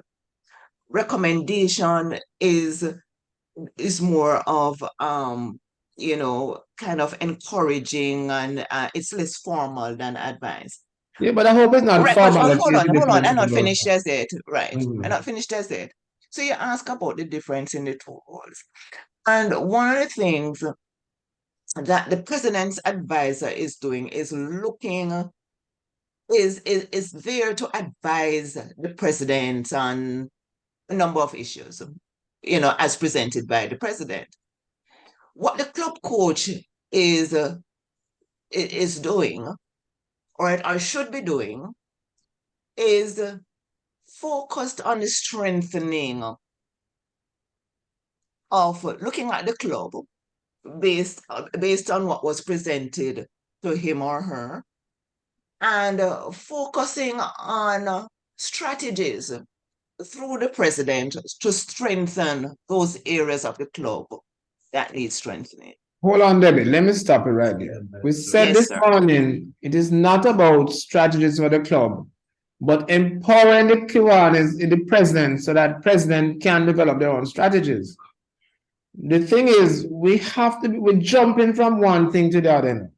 We all agree that it is a president who is supposed to be leading the development of the strategies for the club. And the coach is there to empower the president so the president can do that. It is not for the coach to be looking at the strategies, the coach is to be doing that. And if you do that, you weaken the president rather than strengthen the president. That's the problem we've been having. That is a fundamental problem we've been having. Right? We have to empower as opposed to take over the role. It is not the role of the coach to look at any strategies. It is the role of the coach to empower the president to develop the strategies to make the club better. Right? And I think we'll put to rest you can have as many advisors, you can bounce off anything and everything. So that's not the issue. But we want to focus on the coach now. And I want to spend some time on looking at coaching in general. So we had the coach value proposition. And we spoke about here. Who is a club coach? Coach proactively empowers the president to deliver on the club goals. And what the coach is promising is the ability to make the club and the president successful as follows, right? Through all of these things. But it's about empowering the president, who empowers others, to deliver on the club goals. And if we agree then that it's an empowering role, because if we start to go beyond that now, we become somebody said about de facto president again. We don't want the coaches to become the de facto president and doing the things that the president should be doing. And that's why there has been so much pushback from a lot of the presidents, because a lot of coaches believe that they are there as a de facto. Right? Other thing I want to look at a little more about coaching. All right. Now, let's start with this one here. Tom Crane is the same person who listed those things. What is coaching? And he used the term transformational coaching because we want to have results.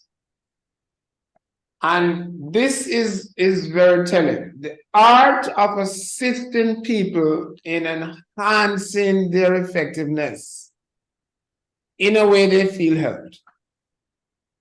Right? If they don't feel helped, you're not helping them. You can come with some wonderful advice and some wonderful strategies, but you are trying to enhance the effectiveness of the club by enhancing the effectiveness of the president. Right?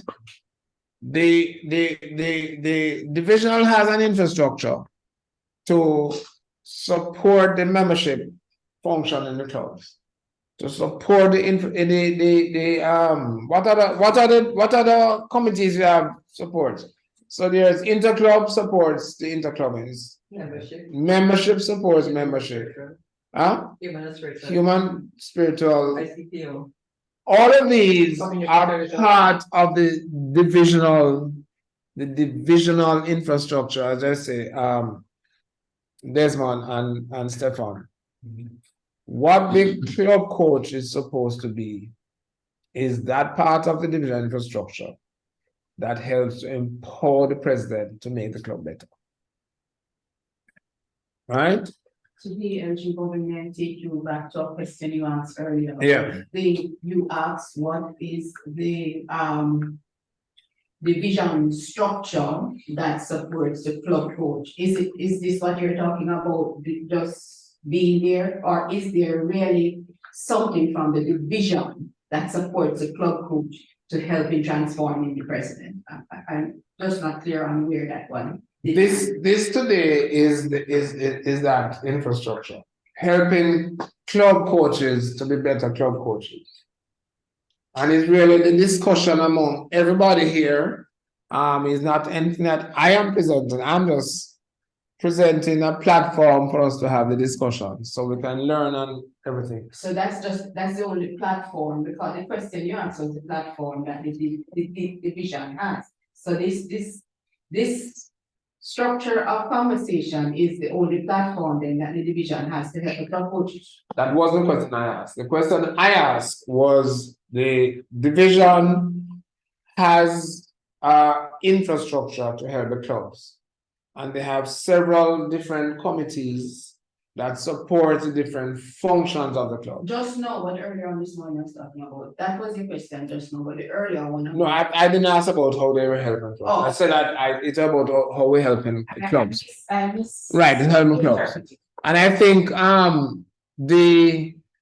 the coaches, I think we need to, before we have a proper training, we have to really agree on what the coaches are and how the coaches go about. And I think that's what this mission today was supposed to be. Because sometimes we get into something and people don't agree with it and they walk away confused. So once we have agreed, I think we have agreed that first and foremost, the division has an overall infrastructure to support the club. The division has various committees to support various components of the club. I don't know if it has an infrastructure yet for boards, and I think that's one of the biggest challenges we have in the clubs. But the coaches should really focus on empowering the president.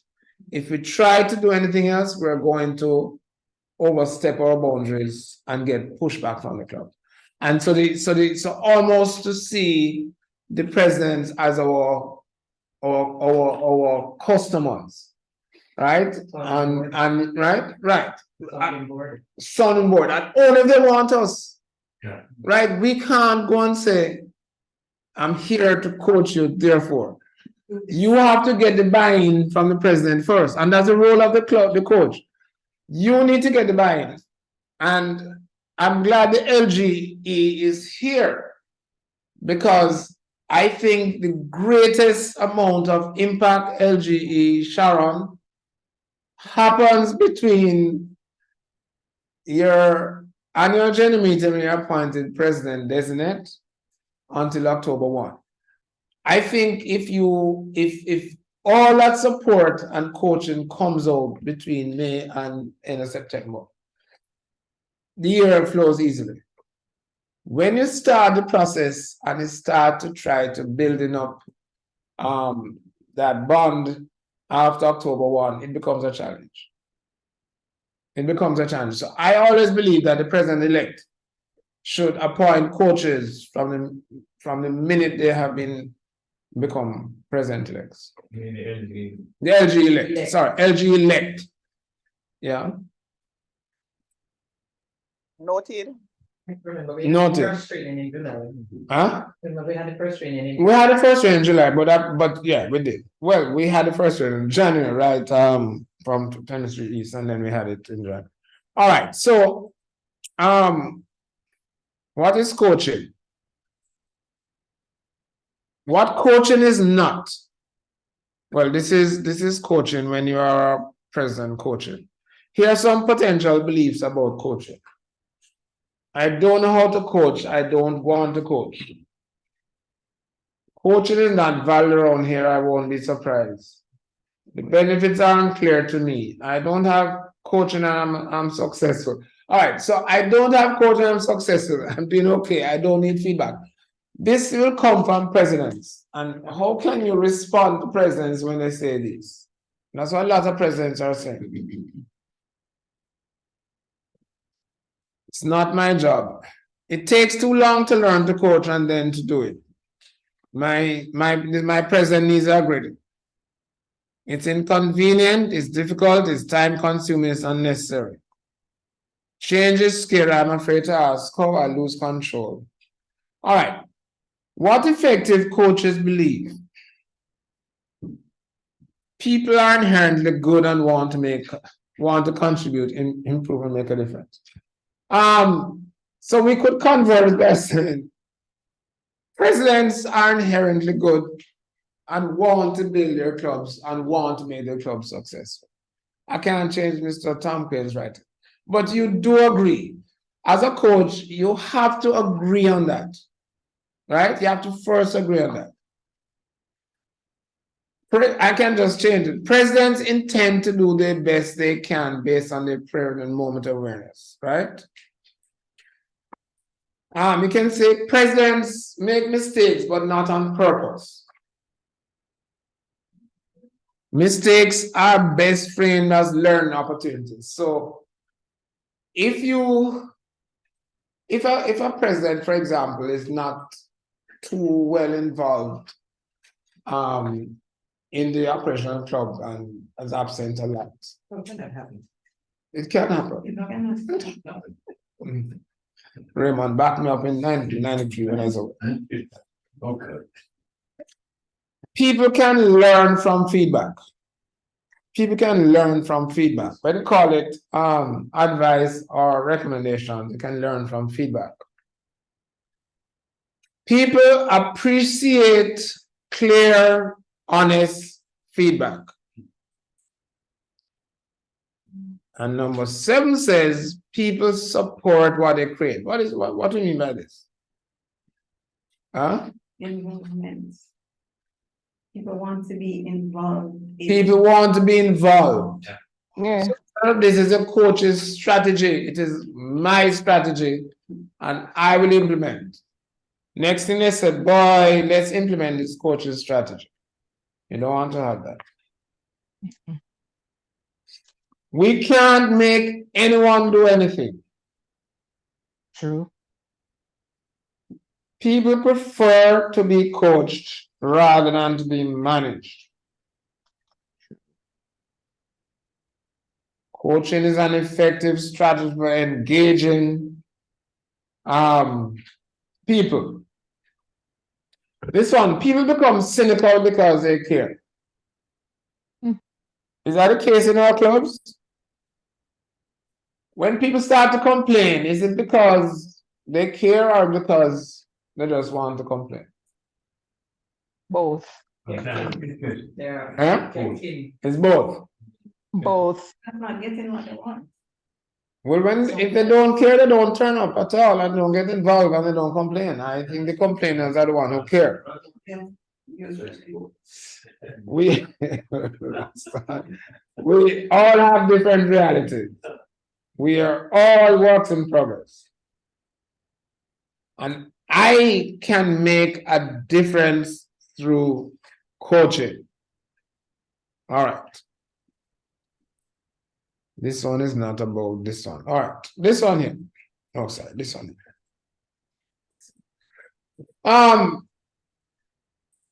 Anybody believes in constructive criticism? Huh? Anybody believe it's in constructive criticism? I do. Criticism is criticism. Oh, you think it is what makes a difference? No. You know what this guy says? Constructive Critique. criticism is a scam run by people who want to beat you up. And then they want you to believe that they are doing it for your own good. Right, Paula?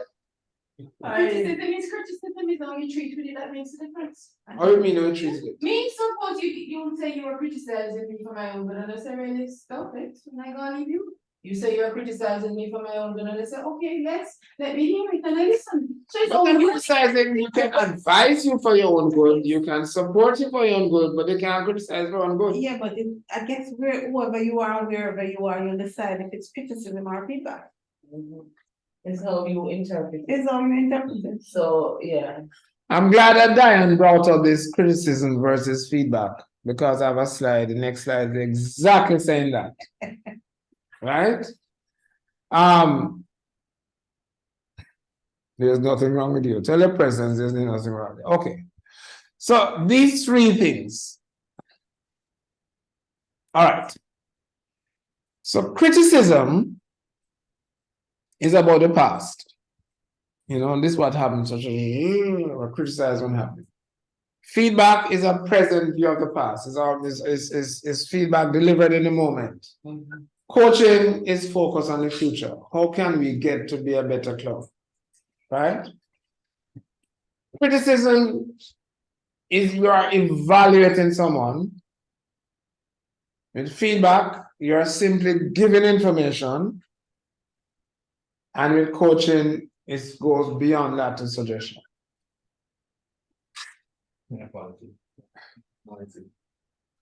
Criticism, you're making a judgment. Feedback, you're making an observation.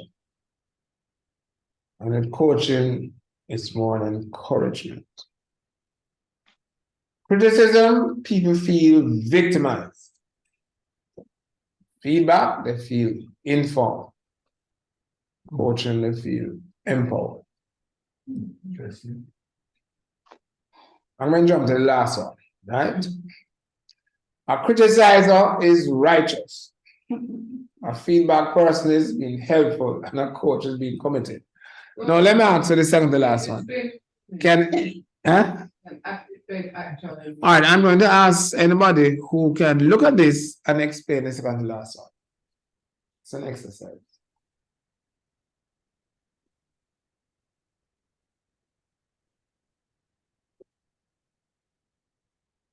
Anybody can think of it?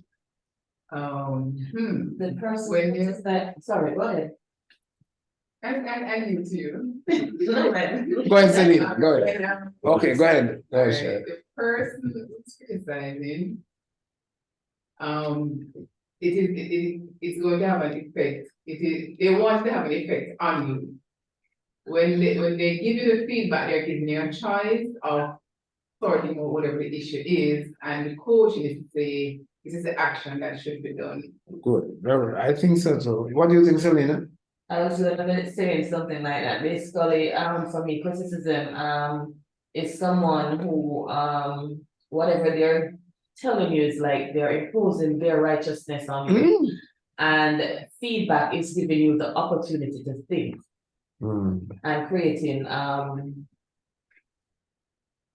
solution. The coaching is the same thought I had that, this did. So it's basically the coach is committed also to complete their task Right. for you. Not all that. Is it his commitment?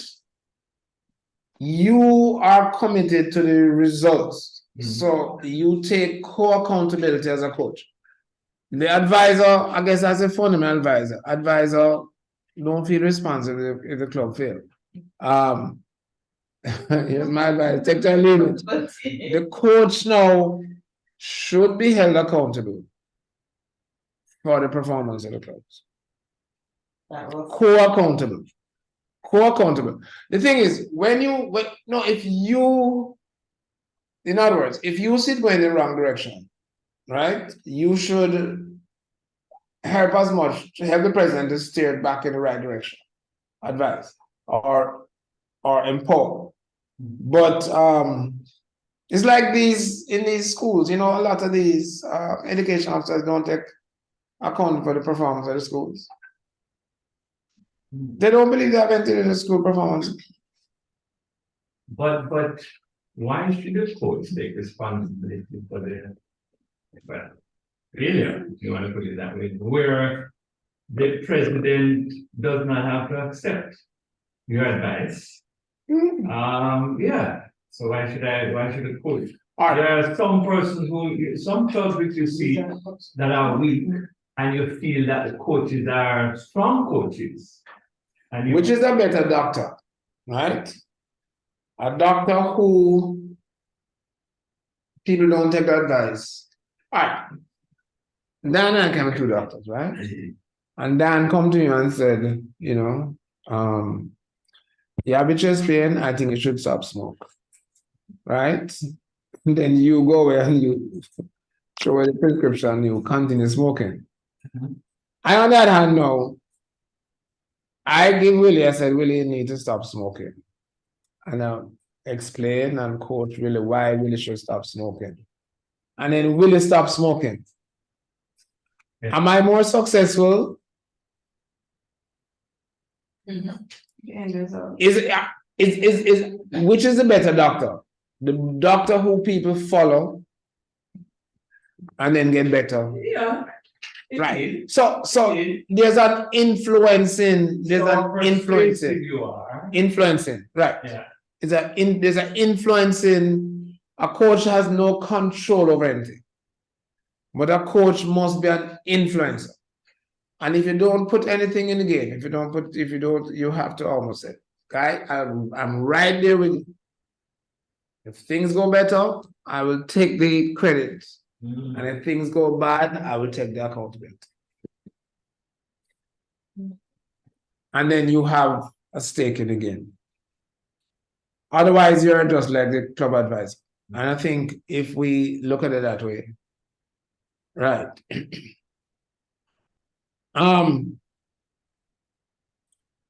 The other thing, too much of our coaches believe they're bosses, right? That's right. Too much of our Kiwanis close believe they're boss. And to send it back to the president.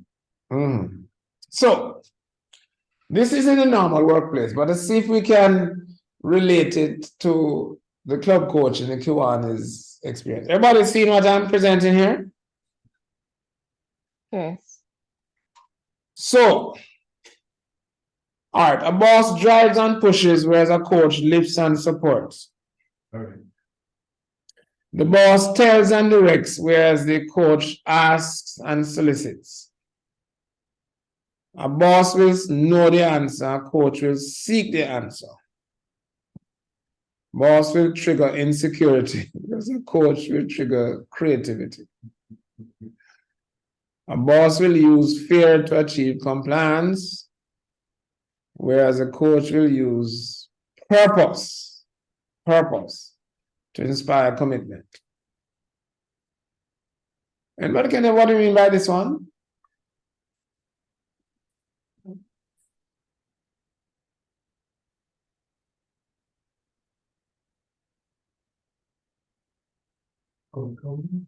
So if you use fear, you can say, listen, if you don't do this and don't do that, you're not going to distinguish it.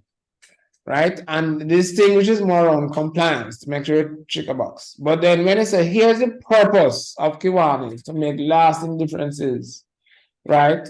It will inspire you to commit to make those lasting differences. Focus only on results. Focus on both results and process. And the last one, get the most from people as opposed to get the best from people. So Even as a coach, we can help shift our presidents from being bosses to coach. If we can help to shift our bosses, shift our presidents. Huh? I know. But strong will don't make a difference, you know. We have to engage them. You can't tell them, you have to engage them. You have to engage them. Now, I'm going to share this diagram here, which is the overall coaching model.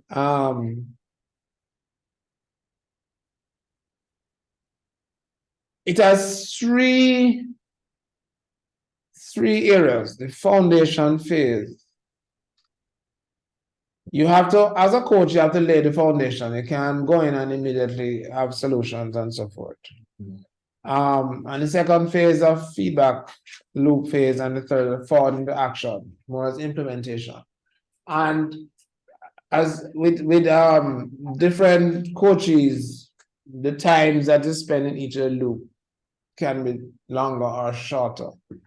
But essentially, first thing is to connect. And the important thing is you have to be on the same page. You have to connect. You have to get them to accept you. You have to, they can't feel like you're foisted on them. And when you're foisted on them and they're not ready for you, to start advising and telling them things, they're not listening. When they're fully accepted, they're probably listening to everything. The same things you'll be telling them when you have not connected. And the same thing you tell them when you're connected. They will accept once and not the other. Then the second thing is set the course. The GR. Okay, let me go over into this. All right, so connect. You get on the same page with the coachee and build a rapport and trust. How long that takes, I don't know. And with different presidents, it could take different times. You set some expectations. What are the goals, the roles, accountability, time frame, etc. And you set expectations for outcomes. What are you trying to get out of this relationship? And the relationship is from from you become a PD till you end your president, which is 18 months. And that coaching period should be 18 months. And of course, somebody can coach more than one person. So by the time you reach halfway through, if you're also coaching the next PD, it's two different persons you're coaching. You observe their performance as a president and behavior, especially this was for another client. Coach to prepare for the intervention by developing strategies around, not around the club, but around the empowerment of the president. Be present, permission check. And there's the other thing about a coach. One of the fundamental thing is to ask that permission. Even though Desmond or Stefan send you, you have to pretty much get permission, either in an explicit or implicit way, right? You have to, even in the normal coaching world, permission check is important. Now, as you observe and check, you offer objective, non-judgmental feedback on what is good and what needs improvement. You ask learning questions to explore those beliefs. So, the whole thing about your behavior is driven by your beliefs. And your behavior is what you observe and your beliefs in the back of your mind. Now, for example, you see taximen on the road and how they behave, right? But there is a reason for behaving like that. And it's a very logical reason.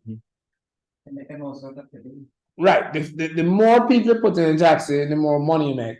The faster they drive, the more money you make. The more lights you break and the more current you take and so forth ahead of people, is the more money you make. So it's not that they're doing it because they just don't like to drive properly. They're doing it for economic reasons. Right. And when there, Jay, you forget one part. They Go ahead. can get away with it. And they can get away with it. That's why they do it. They do it because they can get away with it because a lot of policemen own taxis. And so you cannot change their behavior unless you change their belief. And exactly what Stefan said. And in dealing with coaches, you ask learning questions to understand what are the challenges. If a president is giving up and not caring, you need to know why and not what they tell you. So in a discussion, you'll get a better idea why respectively and reflectively listen. Building trust and rapport by listening. Listening is one of the most critical parts of being a coach. All right, this was an exercise now. All right. Fall into action. Solicit and suggest options. And these are options for the empowerment now. Ask the coachee for their input, because if you develop a plan to enhance a coachee or a president, they have to agree with the action plan, right? So in design an action plan, right? Be specific about the changes you want to see. If you set the president, president, instead of you doing all the projects, you need to spend more time encouraging your chairman. Sometimes the board chairman not doing anything, I might as well do it. And we know that happens. And then they get burned out very quickly, right? So if you focus them on becoming a coach instead and encouraging chairman, calling up chairman, and then the chairman will release that potential. Ask the coach to make certain changes and clarify action, commitment, and follow-up plan. Ensure coaches understand their role in this. Ask coaches to commit to doing things that will promote and move the engagement forward. Legal one more. I will fix it up and I send it so. And then offer support. How can I support you? Let that come from the president himself, not from you. Instead of you coming with your advice to tell the president how I can help you, you want to empower the president to actually say, okay, how can I help? President may very well say, I need some help. I have a sector I may need some help. And then the division has all these infrastructure to help out. Maybe can ask the committee to come and help on the membership side or whatever. But you have a lot of resources up at the division. But that coach becomes that link between the division and the clubs through the president, maybe. The president may very well ask you to come to a board meeting and give your thoughts. But if you said, I want to come to the board meeting and see what happened, then it has to come from them. In other words, you have to be more responsive, pull things out of them. And that can only come unless you develop this relationship continuously. And you can't just call it once a month when you have to give a report to the LG. You have to be able to put time in this.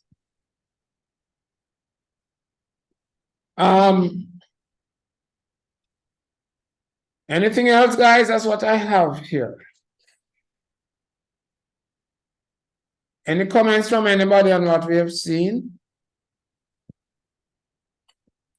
and discussed? I like the M1 where it says empower the coachee to win. Yes. Empower the coachee to win. And you start from early. It's almost like you start at the beginning to give them the exam results.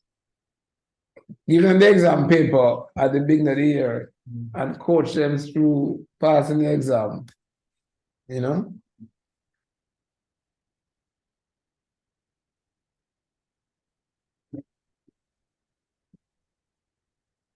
Any comments from anybody else? So let us really be coaches. Let us really be coaches. Bobby, all I have to say is that when you are a coach, you really don't need any other activity within your club, because trust me, this is a job in itself. Very true. And that is very, very true. But we find Yeah. that some persons You can't want take to on any take chairman, on. director. You have to decide where you want to focus, because for you to do Right. it well, it's a Right. lot. Mm. Right. Exactly. So I need to give up on You hear that, Stefan? Don't take the more busy people to be coaches. No, they LG, Bobby, you're no. saying I should give up some of my positions then? No, you seem like you have a lot of time. But the thing is, you have to have the commitment to one. Well, we know people like Layden who is a very good coach of everybody. He always, but him to have no time for anything else. But him have so much time for everything else. Some people just have like Stuart Stevens in my club. Yeah, you wanna wait and find the time to do all the things him do, but yet him will give the time. You know, you have certain people who But just that's exactly the point, Bobby. It it's is not everybody can do who it. find the time, to devote to it. It's Because that's true. sure. If you are committed, very true, Christopher. Very true. Very true. You will find the time if you are committed. Well, I'd like to think that I'm committed. That's why I'm doing what I do. Right. Right. Right. And I'm sure others in the group have several other engagements as well, other positions as well. Okay, if you look at the people who's on this call, Bobby, are in the room there. That's true. All of them are busy people in their own All life. of them are busy people. And they do find the time to commit themselves to do it, to do their task. Absolutely. Welcome, Tadma. Welcome, Camille. It's the nature of busy people now. Is that they will take on something if they know Thank they you. can arrange themselves and find time to do it. They will do it. Right. So when they say don't ask the busy people, the same non-busy people is the ones who always claim that they don't have no time. But there is time. But you just need to, a busy person knows how to organize themselves and organize their time. All right. That's true. It's time management. Hello, Audrey Brown. Welcome. That's a busy person. Audrey, welcome. Audrey, Tadmar, welcome. Hello, I'm driving. Okay. All right.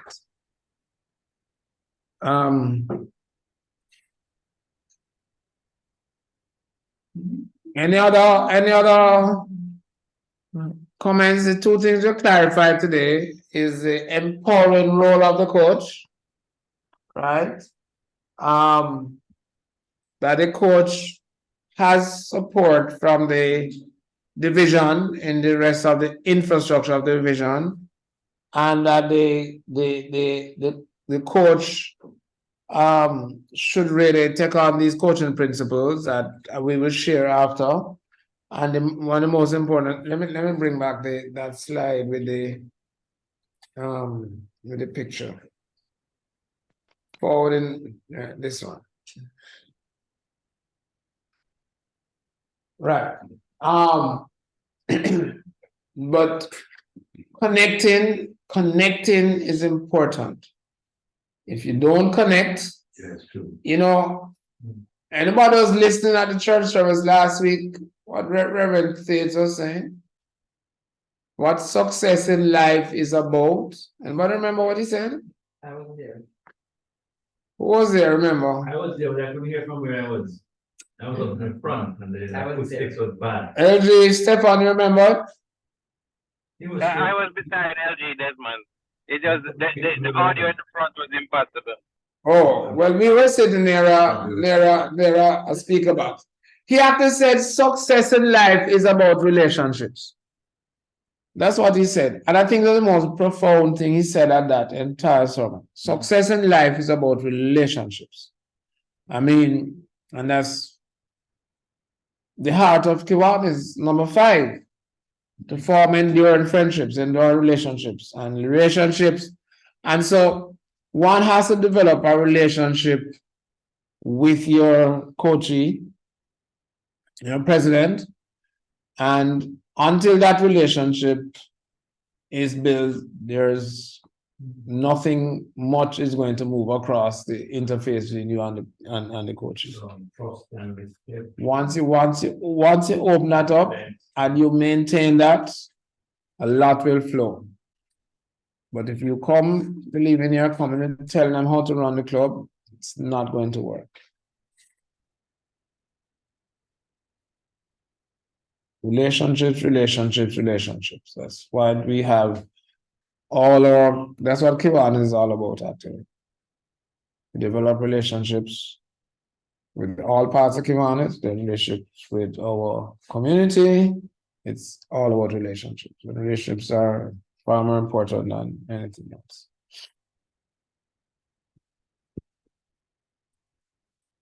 All right. Anything that we might not have covered?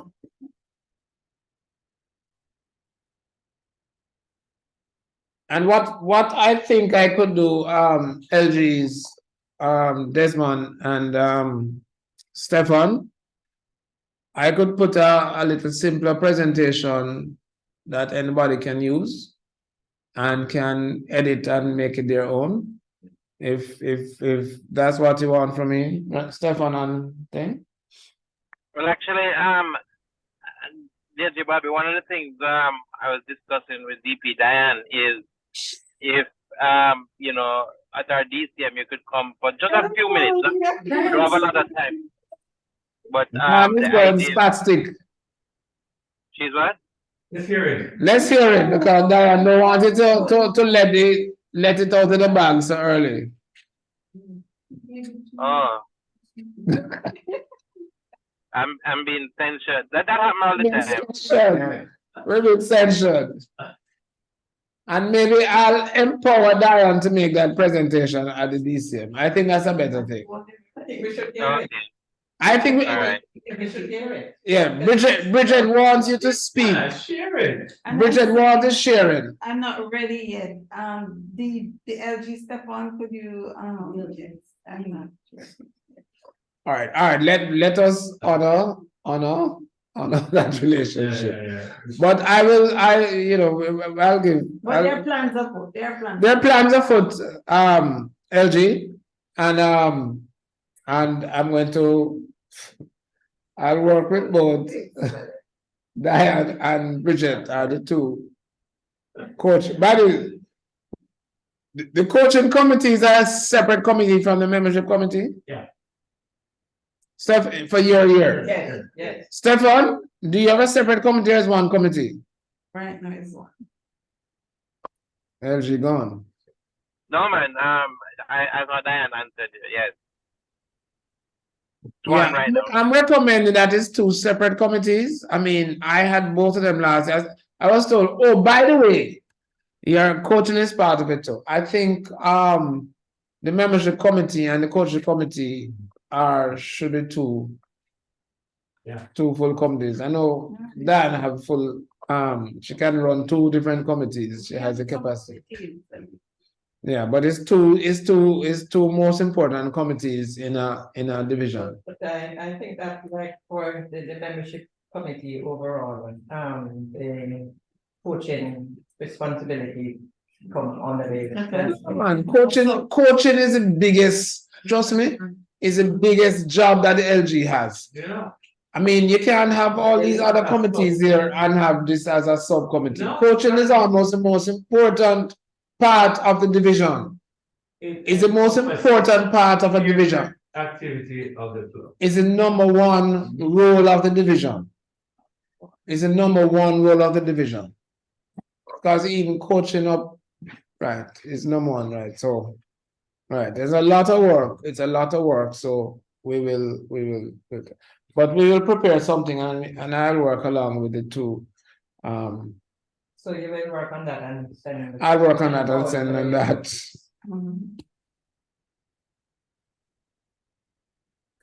LGE, when you're going back to That location on just off Oxford Road there. Me number 11. Sharon? No, the two LGEs and some DLGs were supposed to meet up, and boy, poor LGE. Soon, Soon, yes, LGE, yes. soon. We will advise on the next day. We'll advise, right? There are persons, for instance, there are persons who are not represented for the that any training will do. How do we keep it? There are persons who are not here today and they need training as coaches. How do we go about it? Well, that's what Bridget is asking. Yeah. But Bridget and Diane need some suggestions. How do we? For instance, one person on my side for today, peace and religion can do. Yeah, Kimberly, come today and know. I know that previously. 1 second, Rosie. Go ahead. In 23 Central, we would arrange Saturdays And Sundays. Sundays and Sundays. Right. But then it was on. Right. You can do that in person. You can still do that in person. Rosie, you have a question? No, just a suggestion, the LG Bobby, and this is probably for the LGs, that there should be a session at one of their meetings with the club presidents, or I don't know if it could be DCM, or they would have to decide, where the presidents are apprised of the role of the club coaches. So of course they would not go into the details that we have gone into, but so that we are all on the same wavelength. Right. So something where they would be given some general information on the role of the club coaches. So those who are a little bit apprehensive and so on, they would understand exactly what, we would all be on the same wavelength. So I'm just making that suggestion to the LGs. Because some persons, I think that's a fabulous idea, Rosemary. And as a matter of fact, I think if you include in that, because I'm not sure if any training prepares presidents to be actual coaches. And if they get the training being a coach, then they can understand and appreciate being a coach as well. I think that's a fabulous idea. LG, Stefan and LG Desmond. That was the idea you shared. Oh, for the presidents. Was the training for them. For the training for the presidents. Okay. Absolutely. If you train them to be coaches and coaches. Right? Because there should also be coaches for the lieutenant governor as well. But since these days, I guess when we used to have 7 and 8 clubs in a division, it was easy for the LG to be the coach. But now with 20, that's why the coaches are necessary. Absolutely. Thank you. Yeah. Okay. So we'll have that. And then anybody here can actually use the slides for any training that they deem necessary. So I'll fix it up on. Any comments? Camille, didn't hear from you anything, Camille? No, I'm good. I was just taking it in. My second training as club coach, so I'm just here to listen and learn. Okay, good stuff. Get my footing, and I too am a very busy Kiwanian, so. We know. Yeah, so it was very, engaging and informative, I must say. Before I come to you, Stefan, Tadmar, anything else? Any comments? I'm a little bit excited about the venture for me. I'm already engaging anybody who approaches me for information, so it's nothing I'm not doing right now. True. So the additional information was just added benefit for me. Okay, good stuff. LG Stefan, you have your hand up? Yes, DG Bobby, what I could do, is create a web page on our website that's just for coaches, you see.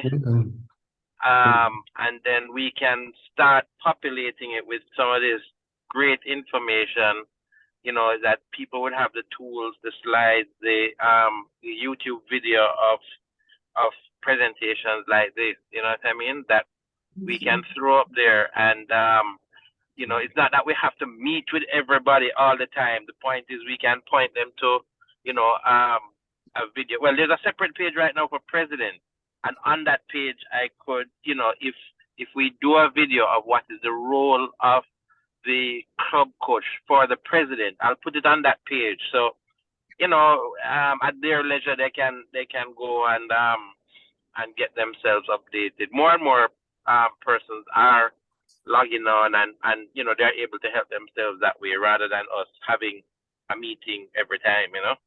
Okay. Okay. Right. Do you guys have a regular meeting set up for coaches? No, but we should. We should maybe once a month. If you have once a month, I may have to sit in. Or once every 2 months. No, if you do once a month and you do once a month, once every 2 months, and it is alternated. So there's a question one for between the two divisions once a month. So you do yours on the off month and yours on the off month. What I was thinking was, maybe once per quarter to have a sort of, it doesn't have to be a meeting per se, it could be a survey, you know, sort of link with the coaches to find out based on some of the information we got today about the, you know, I don't remember which slide it was, but there was a slide there, to the front that I was interested in. It has 3 sections. Yeah, impact, compliance. Right, and Yeah. so to question them based on that, and to see the extent to which they're going towards success, or success factor, to develop some kind of instrument or something. Right. That's what I Oh, was okay. thinking. The instrument. All right. What Stefan called it something. The health index. Right. Right. Okay. Capacity. Right. Capacity, impact, and compliance. Those 3 things. Right. Rosemary? Yes, DLG. All right. Oh, this hand still up. Oh, sorry, I need to take it down.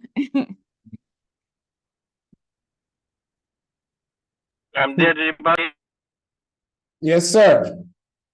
I would add another one, but I know it's very controversial, but you know, I don't know how we get out of it, because that's what we have come to expect as part of our culture.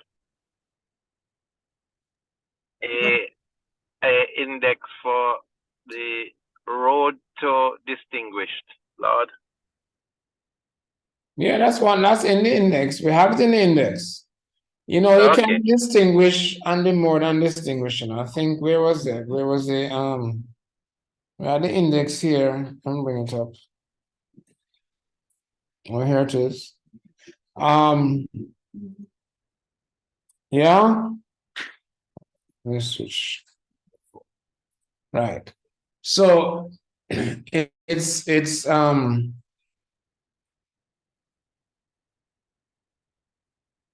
number 4 in the first column. Okay, gotcha. Yes. Right, but you want to do that plus more, right? No, that's okay. Well, yeah, I mean, what I have told the president is that you know, the distinguished status is a really low bar. It's a low bar, very low bar, very low You know bar. what I mean? Right. And this is where we should be setting out our goals. These are where our goals should be at the beginning of each year, where you want to get some specific goals rather than what you plan to do. And then these are the goals now that the board should be tracking as the year goes on. Right? Mhm. LG Stefan, you said that they achieving the distinguished criteria is a very low bar. That just brought a thought to my head where even though, is it something you consider to be a low bar, or is it generally accepted that it is a low bar? And here why I'm saying this. Because when clubs achieve this distinguished criteria, there's a ripple effect. The governance depend on it, different parts of the strategic plan for Kiwanis International depend on it, because within the distinguished criteria are certain achievements that would help them to achieve their own objectives also. And so it may not be considered as a low bar, but rather something to accompany what we're getting done. So the only focus should not be on the distinguished criteria, but I wouldn't go as far as to say, or even to tell clubs that it is a low It's bar. a very low bar. They, Very low bar. and that is an opinion, I think, because it is there as a kind of KPI for all the clubs to achieve. I mean, some countries and some districts and divisions really not interested in it. But you see, for the Caribbean, and that's why they love us so much, is because we help them to achieve. Hold on. We are not here to help the division, the district, and international to achieve anything. No, we're not. No, hold on, Diane. They are there to help us achieve our goals. As well. No. The structure, they're there to support us. The clubs are at the top of the scale. No, they feed into us. The clubs, we are the ones that, international doesn't provide any service to communities, nothing. International provides service to districts. Districts provide service to divisions, and divisions provide service to clubs, and it's the clubs who change the world one child, one community at a time. So they're all there to help us achieve our goals. We're not there to help them achieve their goals. That is why it is in the distinguished criteria for them. For us. No, they're in the distinguished criteria because they want more revenues coming to Kiwanis International. And if revenues don't come in, how does it exist? That's a lifeblood. No. The revenues are there for us to change the world one at a time, not the other way around. Also to run the office in Indianapolis. We don't need the office in Indiana to run for anything forward. That's not the purpose of Kiwanis to run the office in Indianapolis. The purpose of Kiwanis is to change the world one child, one community at a time. No, but we're not here to support division, district, and international. We are there to support us. No, man, we are. That's fine. But we are. But it's a fundamental challenge we have where we feel. So, for example, when a club develop their goals to support divisional goals, it's the wrong thing they're doing. It's the wrong thing they're doing. Division's goal is to support the clubs, not the other way around. It's not the other way around. Can I have to change that now? The mindset need to change. Yeah, the whole mindset will change. That is not. We can set goals without division coming or district coming their goals. That is not in keeping with my knowledge of organization and organizational structure and plans. But Kiwanis is not like NCB group, Kiwanis is not like NCB group, Mr. Leachin owns the entire thing. Nobody owns the entire thing. District is on division. Right, they're only there to support the clubs. The clubs is the ultimate. Right. The branches in NCB are not the ultimate. I agree, the club is the ultimate, but the reality, so you always have, as Diane has placed it earlier, an utopia, yeah? And I think what you are proposing is utopia because forever and ever, right, it has been right, that the international sits and makes some plans. It is filtered to the districts, the right, districts filter to the division filters to the club, and the clubs make those a part of their plans while others. Nothing was so. Nothing was so. Nothing was so. Totally disagree. Totally disagree. Totally disagree. I know we said 12 o'clock long gone, but that is not my issue. Yes. We need to understand Right. the reality of what we are operating in. Right. Do we need to have a mindset change? Yes, because I hear the distinguished president saying that she always also is of the opinion that is the clubs that should set and then it go up. It does not happen now. So this is not the time or the place for us to try to change the mindset of the few of us that are here, that some of us may agree and some of us may not agree and some of us sitting on the fence.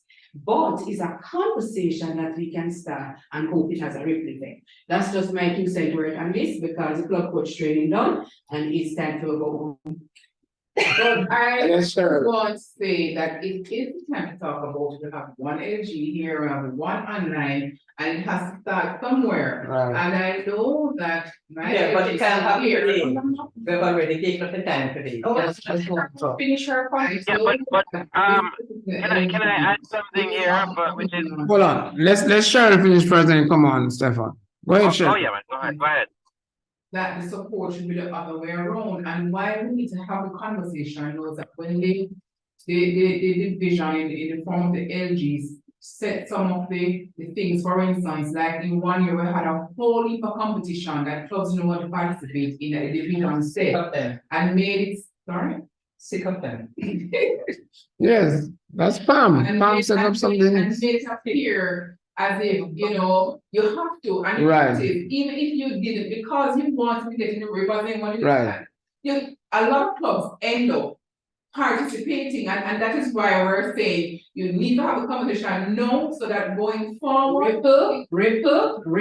No, but if you don't start somewhere. It start here, but it cannot end now because. No, we're not saying anything. We're not saying anything. That's what I said. It's not what I'm saying. The ripple effect will continue because there are those amongst us, remember that's our ending, that believe that it should be so, that some that don't believe and some that sit on the fence. So the believers will carry forward the conversation.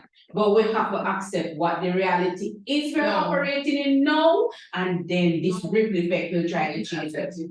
Well, my darling, No, I think what no, I think it can be a reality, but if it's wrong, it's wrong. Yeah. And I think before. no, it is wrong. About the reality. It is wrong, but the reality can be wrong. We have 1,200 murders right now every year. That is wrong.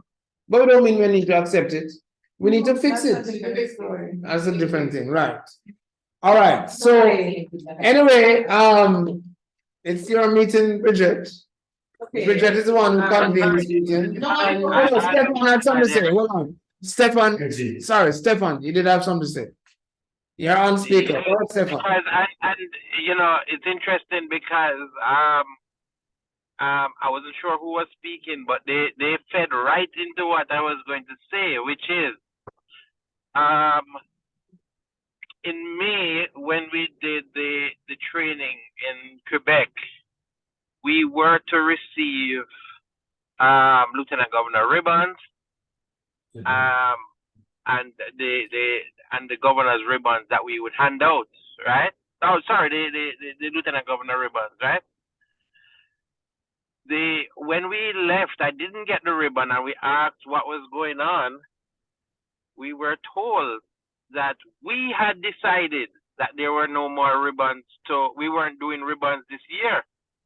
So I wrote to the governor and said, well, if that was a collective decision, which I don't recall, assuming that if we made that decision in Quebec, that the ribbons were already made.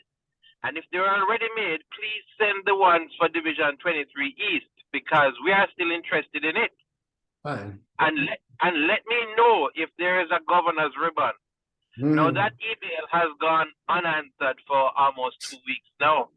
So to your point regarding ribbon and regarding, you know, how we compete for this thing, you know, I don't know what we're competing for, but the other thing though is, you know, if we need to compete, I am minded to talk to my other LGs to form a Jamaica, our own Jamaica ribbon. Exactly. Since we're not getting any from the district anymore. All right, Stefan, and I'll just share some history that you guys may not know.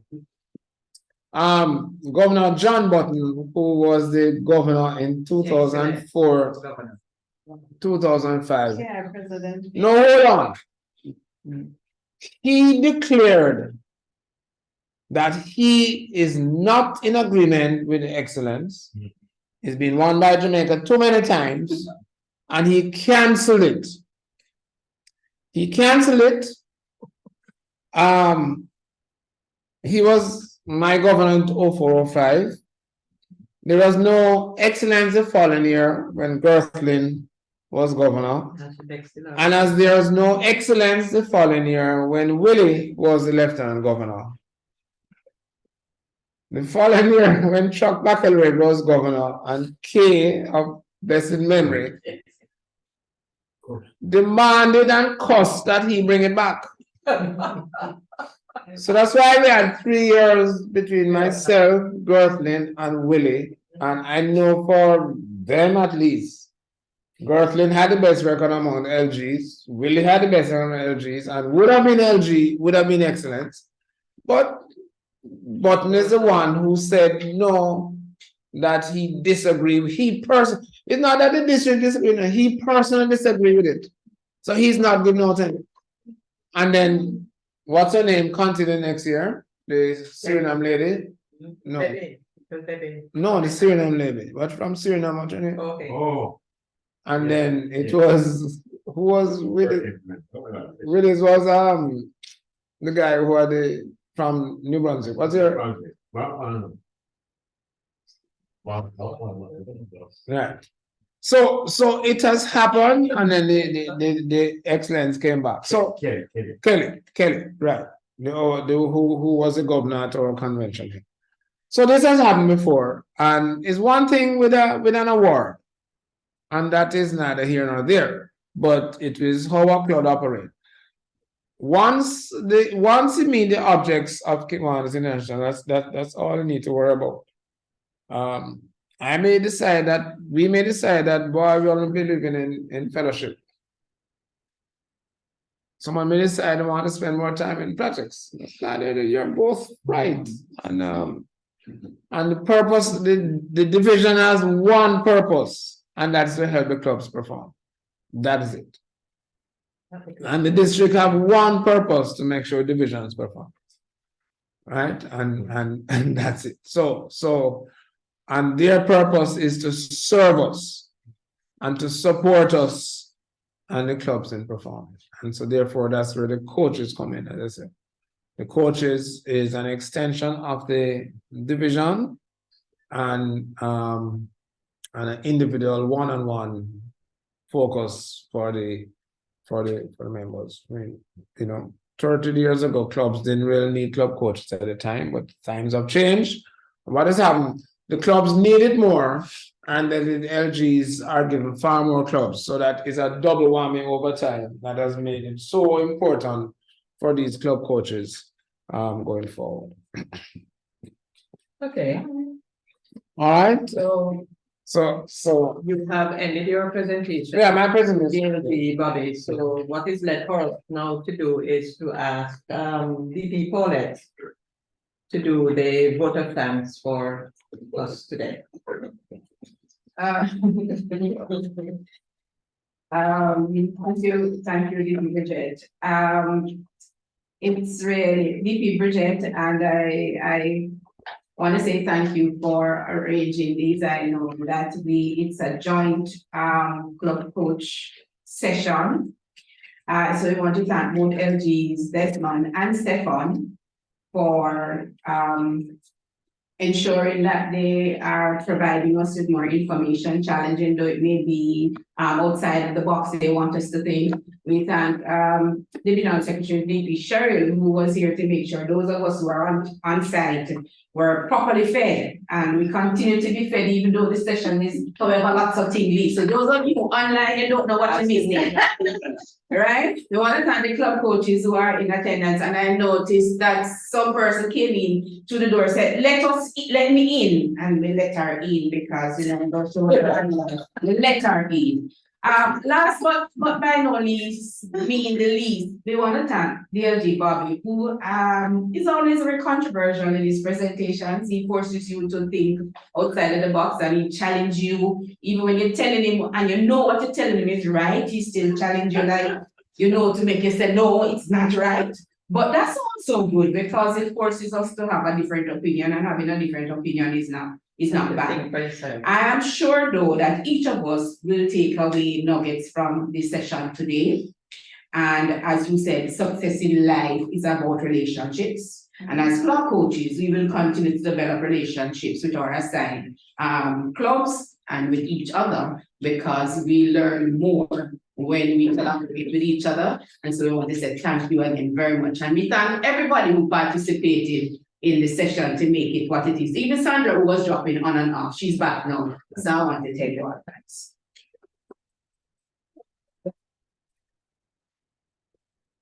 Thank you. Yeah. Thank you. Thank you. Thank you. That's it.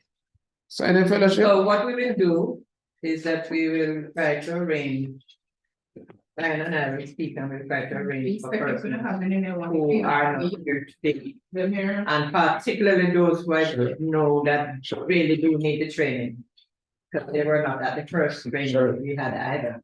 Who said was not the first training? Huh? Who was not the first training? Persons who are after today. Okay. Okay. Banana.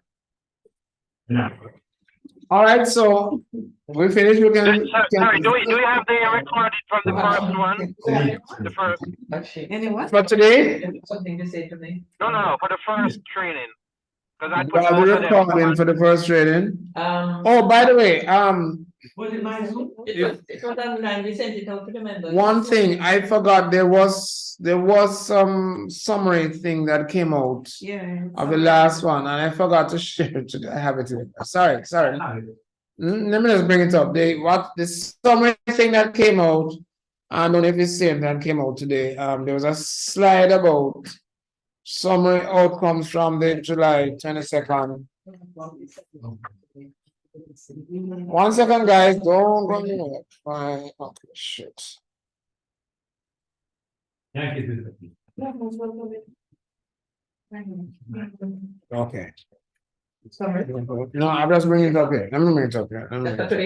No, for the last one. Okay. Right. I just bring it up here.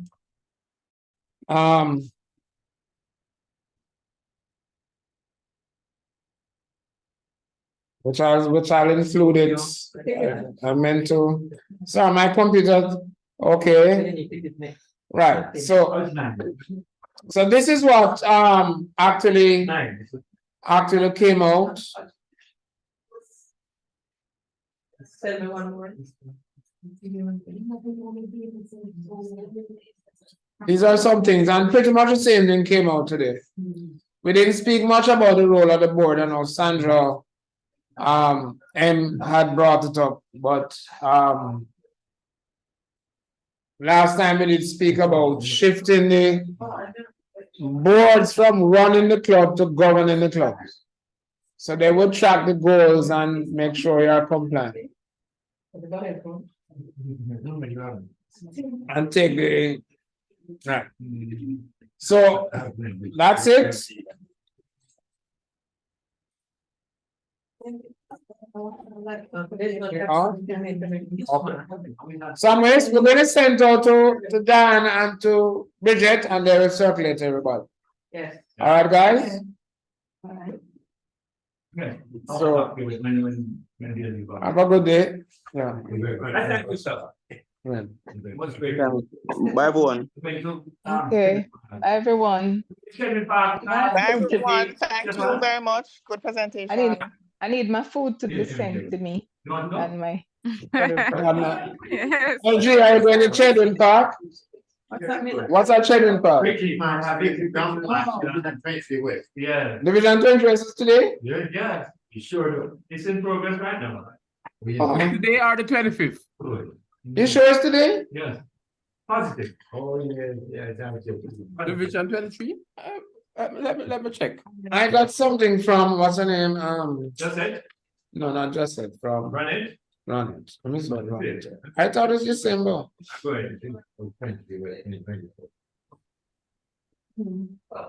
was trying to find the one for today. It's Saturday, November 25th. Yeah, that's what I November want. 25th. Isn't it? Look at it. It's the 25th, right? Yeah. It's the 25th. I don't know where Desmond went into Stefan. So you have the 25th to Stefan? Right, he told me today, and I looked it up, but I had in the LG's group, and they told me the 25th. Yeah, this is what the 20. It says it here 25th. Yeah. Yeah, man. Unfortunately, I won't be here the 25th, bro. Yeah. Oh. All right. Okay. Desmond is almost on his way out, so we saved him some gas. Hi, everybody. Later. Bye. Bye. Have a good day. Yes, Steve. Division 23 West. All right. All right, bye. Take care, Bev. Take care, Sandra D. Take care, everybody. Chris. Thanks a lot. All right, guys. LG, Bobby, thank Mr. you. MC extraordinaire now. Thanks, Bobby. Thanks, Bobby. Thanks, everybody. Have a good day, Gertland. Miss, you guys need to come visit us enough. Yeah. I was there last time, but you refused to come this time. All right.